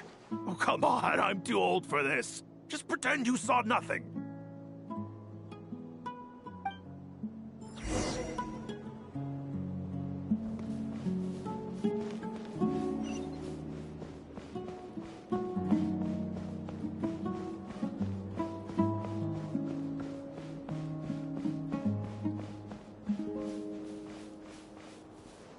Hey, kid.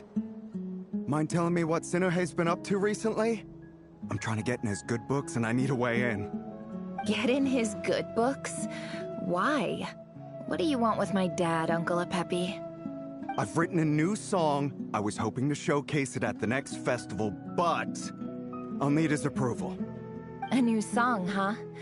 I'd love to stay and listen, but unfortunately, Uncle Retinue says my dad's looking for me. Well, there's plenty of time and I'm not going anywhere. See that pile of stones? I'll be sitting there warming up my vocal cords. Come find me when you're done. Pile of stones. Got it.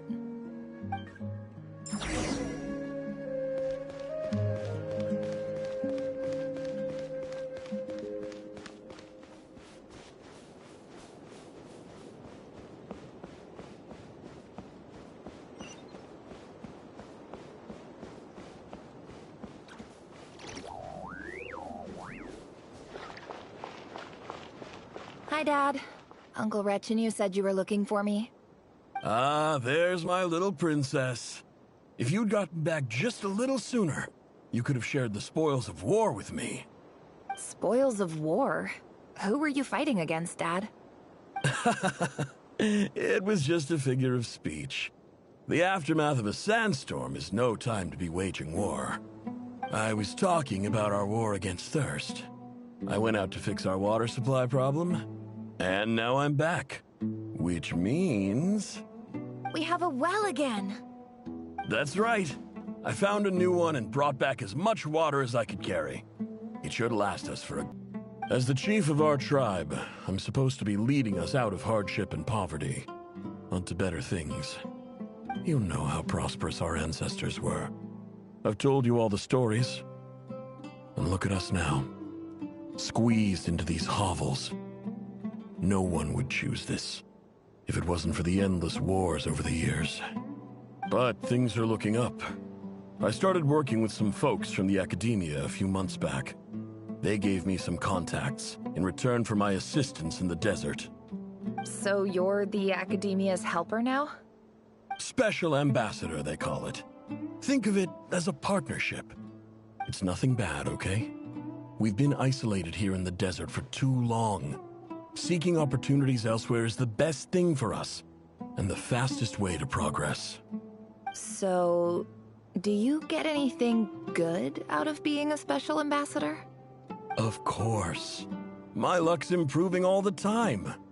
One day, I swear I'm gonna lead us out of this place. We'll find somewhere new. Somewhere better.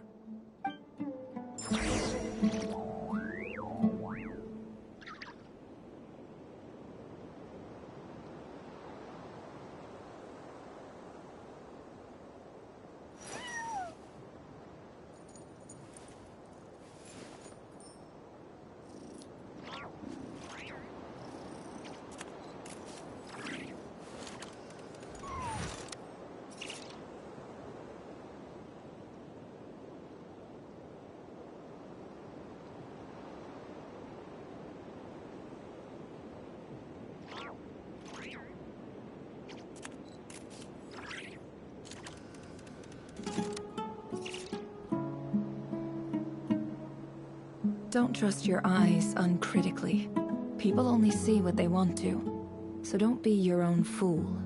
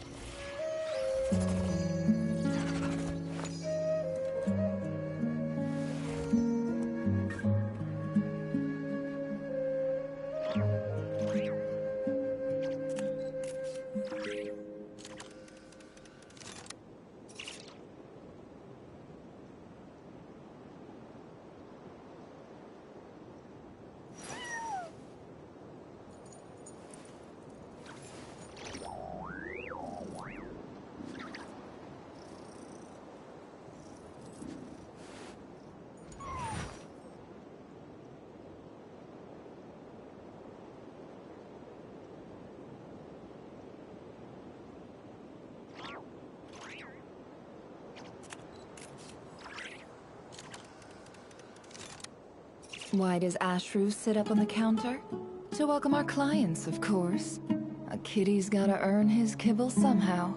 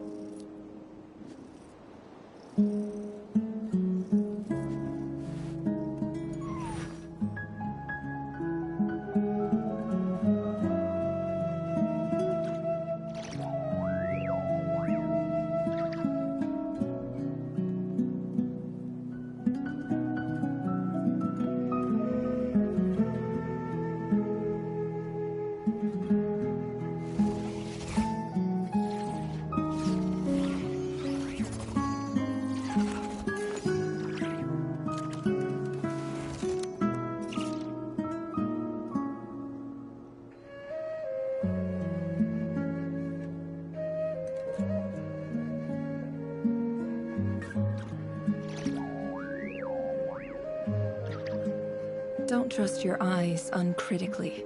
People only see what they want to, so don't be your own fool.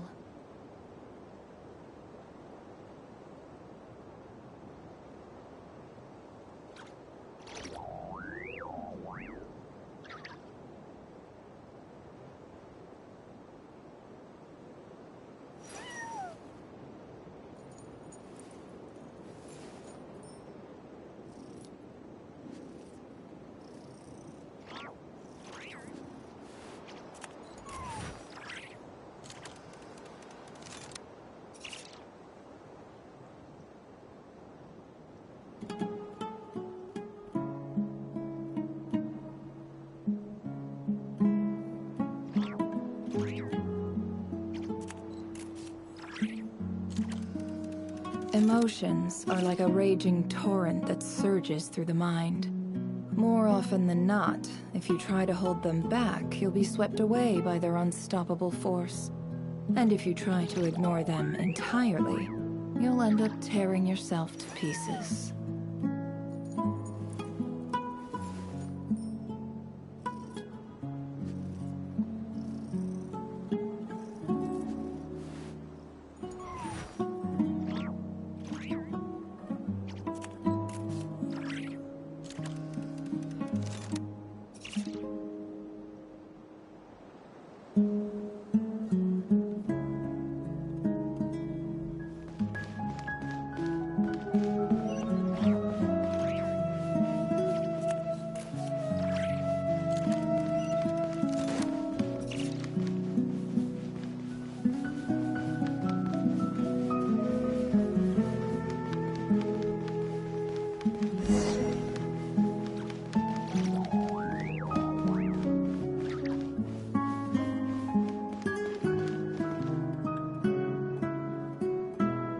That's our well, and you know it.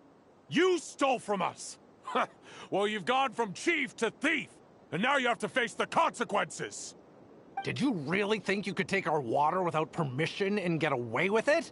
You're either brave, stupid, or both. And that special ambassador act? Yeah, nice try. We spoke to the academia. They said it was all news to them. You're a liar and a cheat!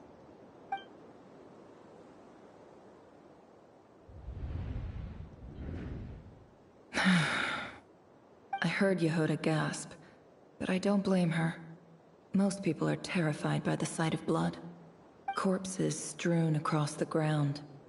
The wounds are clearly from scimitars and daggers. The desert dwellers' weapons of choice. There's a handwritten note on the ground. Let's see what it says.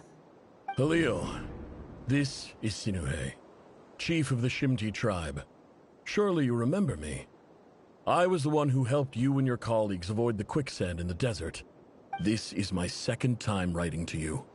I assume my last letter must have gotten lost in the mail, as I didn't receive a reply. I hope this one makes it to you safely. I'm writing to you because I need some help. That sandstorm the other day completely blocked up our well, forcing me to look for another water source in Iab and Unut territory. It was a matter of survival. Praise the gods.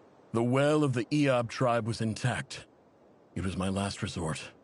I drew what water I could and left, but not without being spotted. I fear they will retaliate. You told me to write to you if I ever needed help. You said you'd be my ally in the academia. I urgently need you to formally recognize my title of Special Ambassador and send some of your people to assist me for a few days. It's the only way I can convince them that this was the Academia's decision and prevent them from retaliating. This is an emergency. Please send help as soon as possible. Looks like this letter never got sent. The writer died a grisly death, and the letter was trampled into the ground. It's badly defaced. Some parts are barely legible. What a ridiculous lie the surviving Shimti tell. Their whole village was butchered over a sip of water.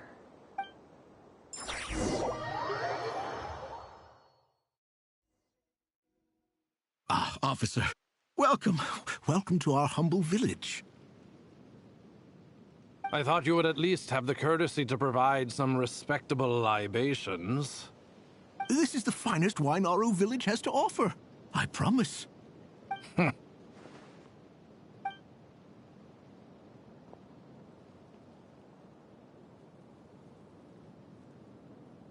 The Academia has agreed to reserve a single space for a candidate from your village. But I remain skeptical of this entire endeavor. I highly doubt anyone in this desert possesses serious academic potential. Please, have faith. If not in us, then in our god. The child we found shows great promise. I beg you, take her away from this place. Give her a chance. Don't let her talent go to waste.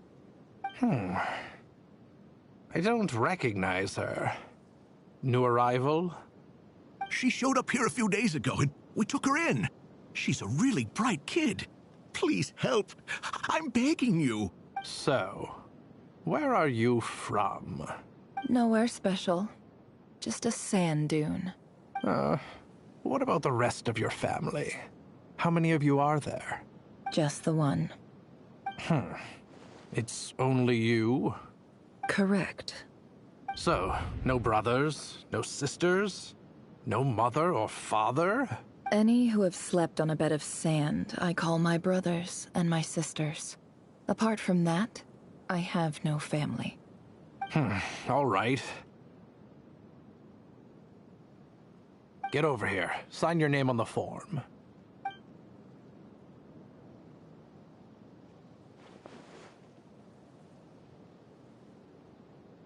Never? You're rather fair-skinned for a desert dweller.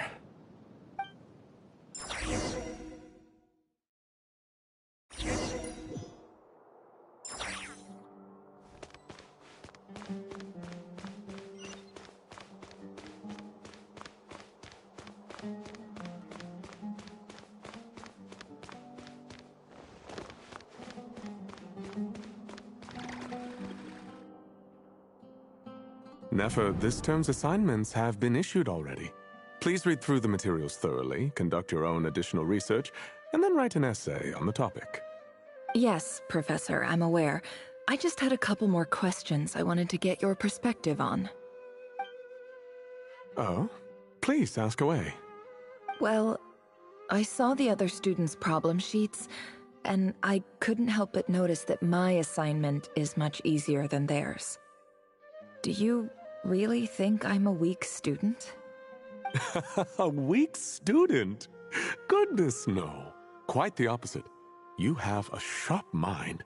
Almost too sharp. I think what you're saying is, a weak student wouldn't have noticed the discrepancy. And if they did, they certainly wouldn't complain about the lighter workload. You see, sharp as they come. You see things the way they are. And I'm sure you know why they're like that. Because of where I come from. Because I'm different. I'm sorry, Nefer. I don't like it any more than you do. It's just... Anyway, you said you had a couple of questions. What's the other one? I wanted to check... If someone sent me a letter to the Academia, where do I go to collect it? Ah, your family wrote to you. Well, as long as they put your name on the envelope, someone should hand it right to you. Not exactly. It's not even a recent letter. I was just curious where the mail would end up if no one collects it. The House of Dana, I expect. I know there's a box for unclaimed mail somewhere in there, probably sitting on a shelf. Whatever you're looking for, that'd be the place to start. Okay, got it. Thank you, Professor. Oh, don't mention it. Honestly, I feel like I failed you. I'm supposed to be your teacher, but I haven't taught you anything. Hey, don't say that. You're a great teacher, and you do your best for all your students. But the rules are the rules. You're not allowed to teach students like me. It's not just the academia either. The whole world bends over backwards for the successful and leaves the losers to suffer and die. Oh, my dear child. Don't tell me you've given up on life already. I haven't. I just think that if you want to make it in this world, you have to find a way to become successful.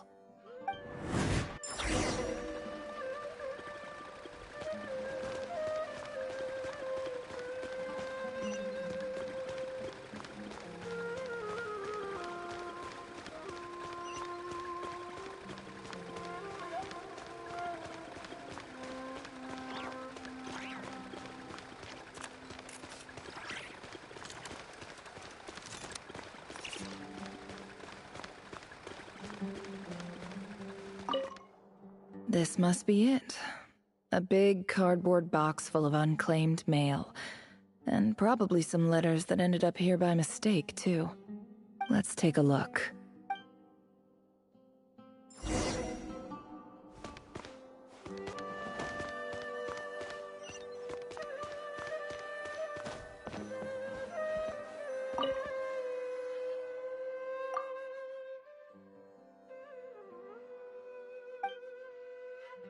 A dilapidation survey from Port Ormos. Looks like it's from a Core of 30 representative. What a strange thought. A bunch of mercs losing sleep over rundown buildings. This one was never even opened.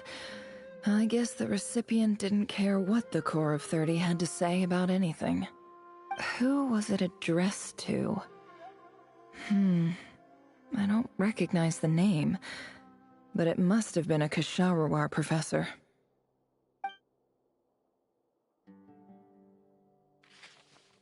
This one is addressed to the Immorta Sage. The title is Changes Observed in Satyavada Life Symptoms. Why do all these letters read like full-blown dissertations?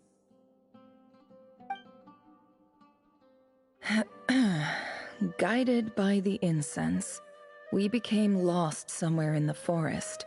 All the barriers between levels of consciousness disappeared as our minds soared around in circles, looking for a branch to seek refuge on. In clinical terms, these symptoms fit the description of incense poisoning. The Immorta Darshan strictly prohibits the use of hallucinogenic substances, but I believe there are still people getting away with it. For example, my neighbor who always breaks out into song and dance after using incense. This seems like something the academia would want to know about. Why wasn't it collected? Wait, what's this written on the back? It's so small. The note says, "The sender authored this letter while under the influence of mushrooms. I would send it back, but no return address was provided. Stamped by the Grand Conservator of the House of Dana."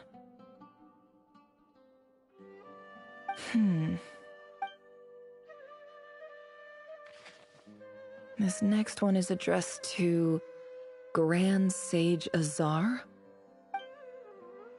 A few words of protest regarding recent changes in Sumeru's educational policy.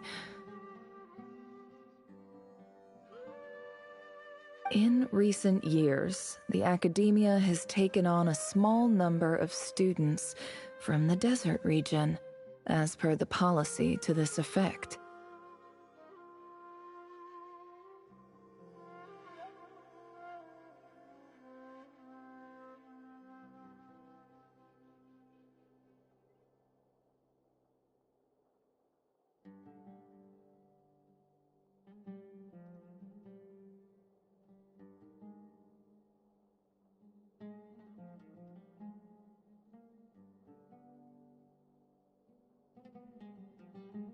However, it appears to me that these students have not, in fact, been provided with educational opportunities that are, in any meaningful sense, equal to those enjoyed by their peers.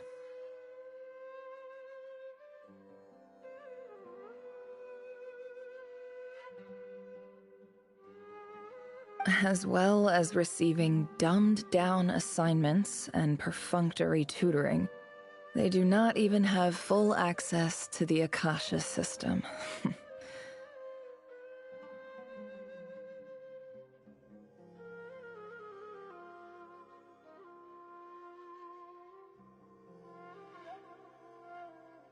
Education is the fundamental purpose of this institution, which should go without saying in a nation whose founding virtues are knowledge and wisdom. I ask you, is the lip service we pay to the policy of education for desert students truly the standard of pedagogy to which the academia aspires?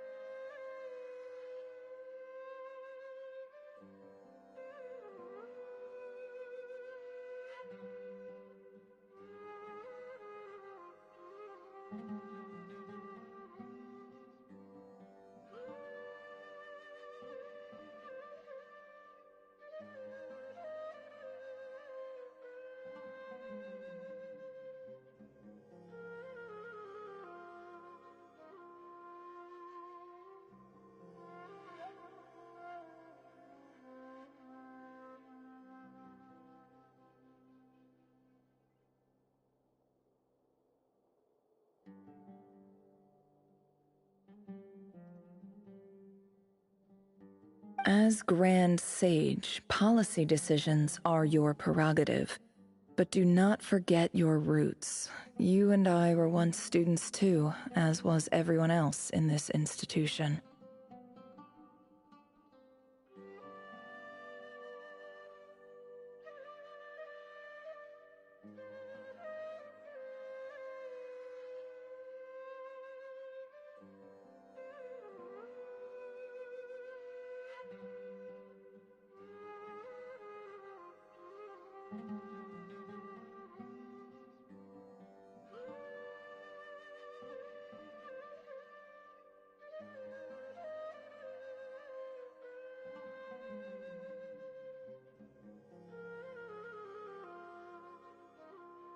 I do hope you will give some serious attention to this matter. I encourage you to discuss issues like this with myself and others, and listen to some alternative opinions.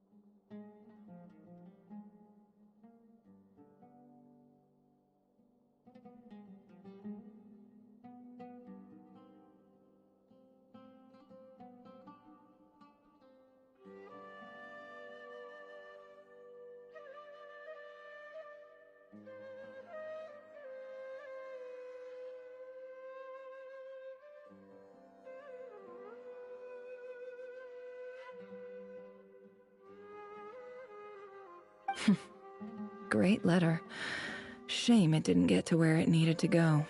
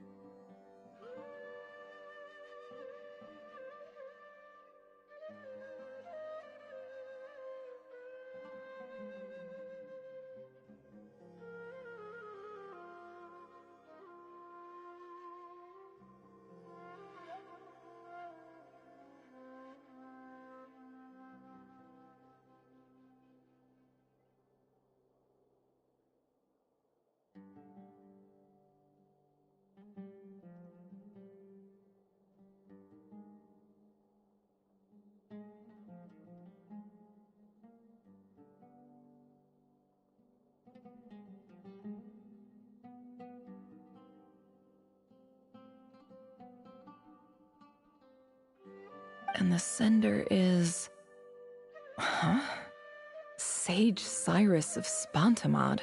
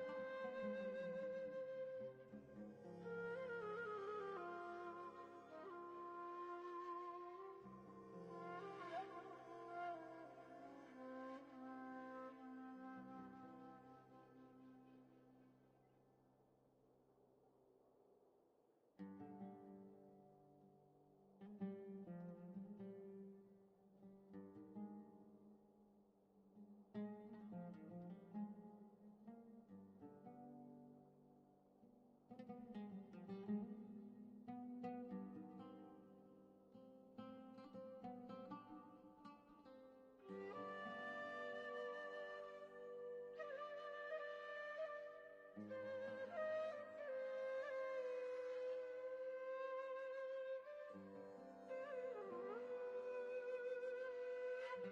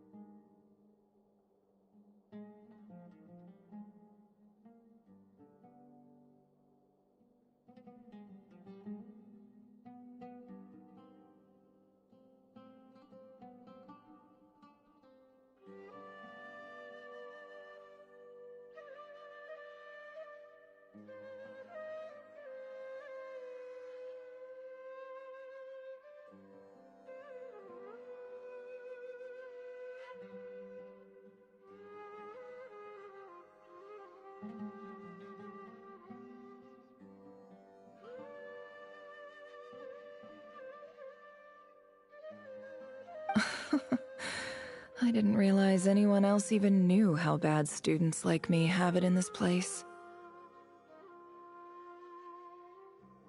So this is where letters from the Sage of Spontamod end up? Nice one, Grand Sage. Really enlightened leadership. Whatever. This isn't what I came here for. Moving on. I'm not exactly holding out hope that a letter sent from the desert would even make it here. But if it did, where else would it end up if not in this box? I can't believe how much discarded mail there is. Must have been... I don't believe for 1 second that any human being has sat down and read through all the documents in this place. Who has that much free time on their hands? Wait, could this be it?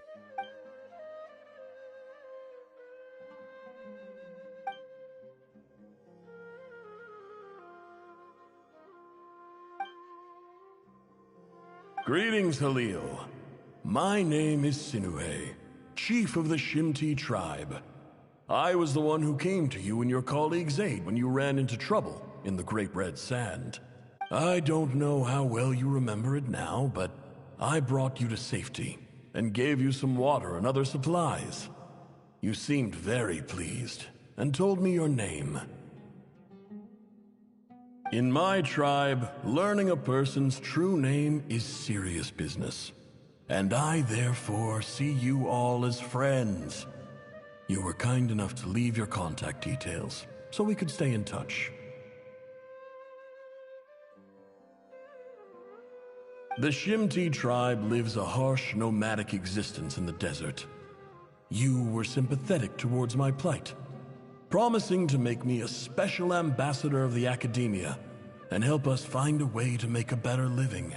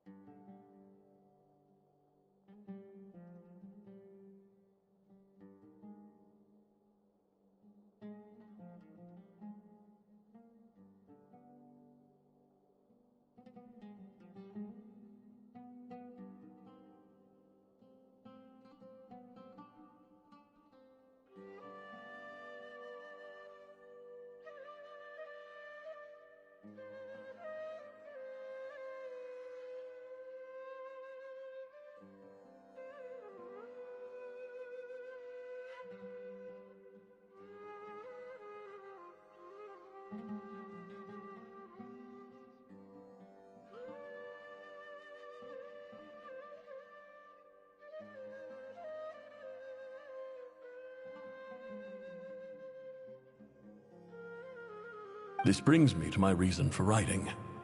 Our tribe has fallen on particularly hard times, and I would like to ask for your assistance.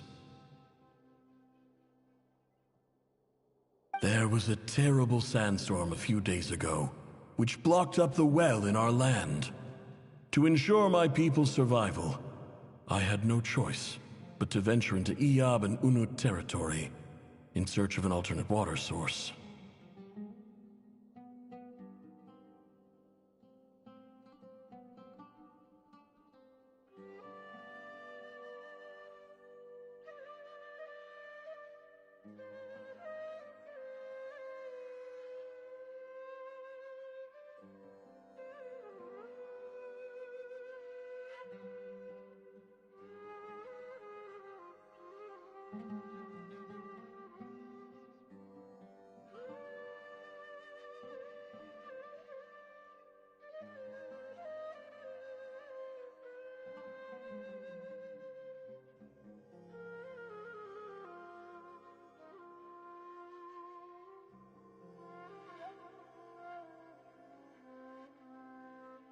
The Iyab and Unut are descended from the Thamudians, while we trace our ancestry to Tulatala.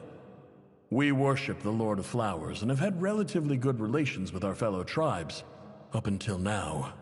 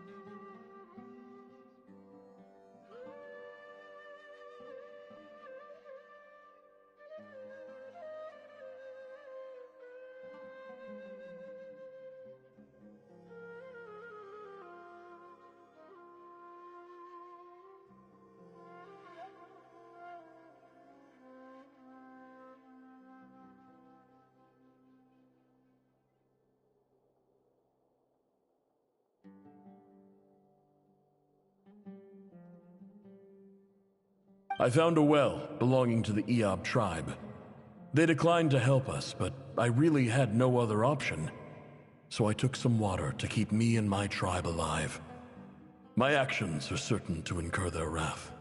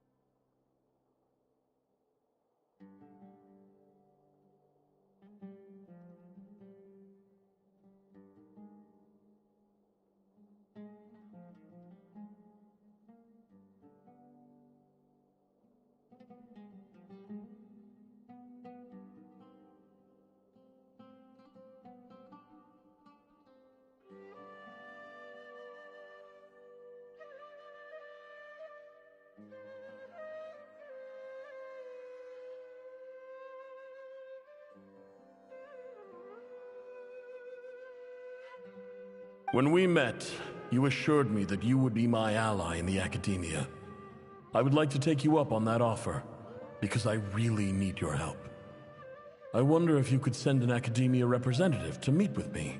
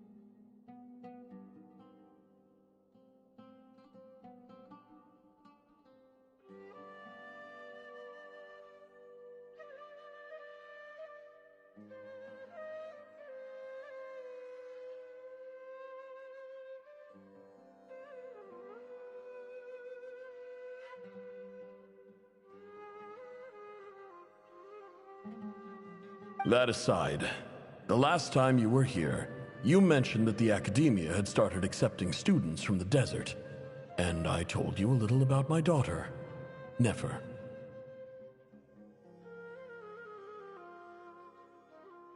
We have next to no resources here in the desert, and my power and influence are limited. Would you consider enrolling my daughter at the Academia? She is a smart girl. I know she won't disappoint you. From the outset, the Academia never took you seriously. Those things they promised were just empty words. I doubt they even remember the name Sinuhe. And you were so emphatic that your luck had finally changed for the better. You swore you'd lead us to a better place one day. You spoke with such conviction, like you were the most powerful chief in the whole desert. You liar. You lied about everything. You promised the world and delivered on none of it. And who fell for it? Just me, by the looks of it. Despite your best efforts. Which makes you a pathetic liar. You weren't even any good at it. I think I'll take over from here. Let me show you how it's done.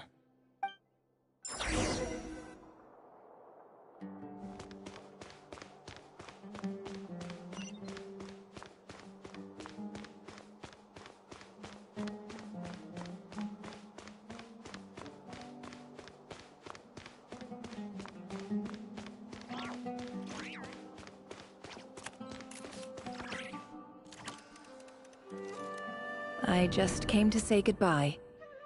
Thanks for everything you've done for me in my time here.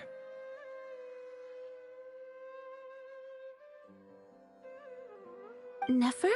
You packed your bags. Where are you going? I'm quitting. Something's come up in my hometown.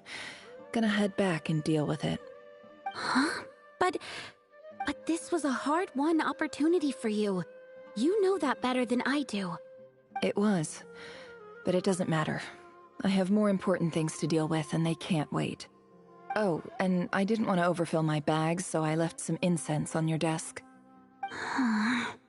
What's wrong? I thought you liked incense. Although, I did read somewhere in the House of Dana that it has hallucinogenic effects.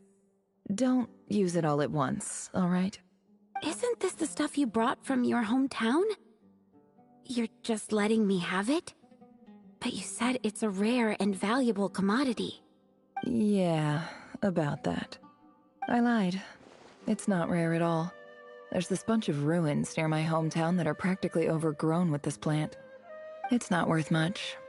Keep it, it's fine. But Nefer... All right, that's all from me. You take care.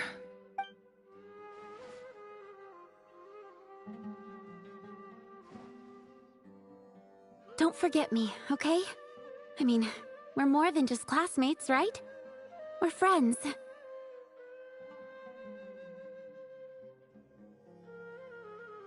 Yeah, I'll remember you. I lied again. That incense is worth a fortune, and it's a rare find even in those ruins. And as for remembering her, I have far too much to do when I get back. No time to reminisce. I'll be lucky if I even make it through this alive. But either way, I expect I'll forget you pretty quickly.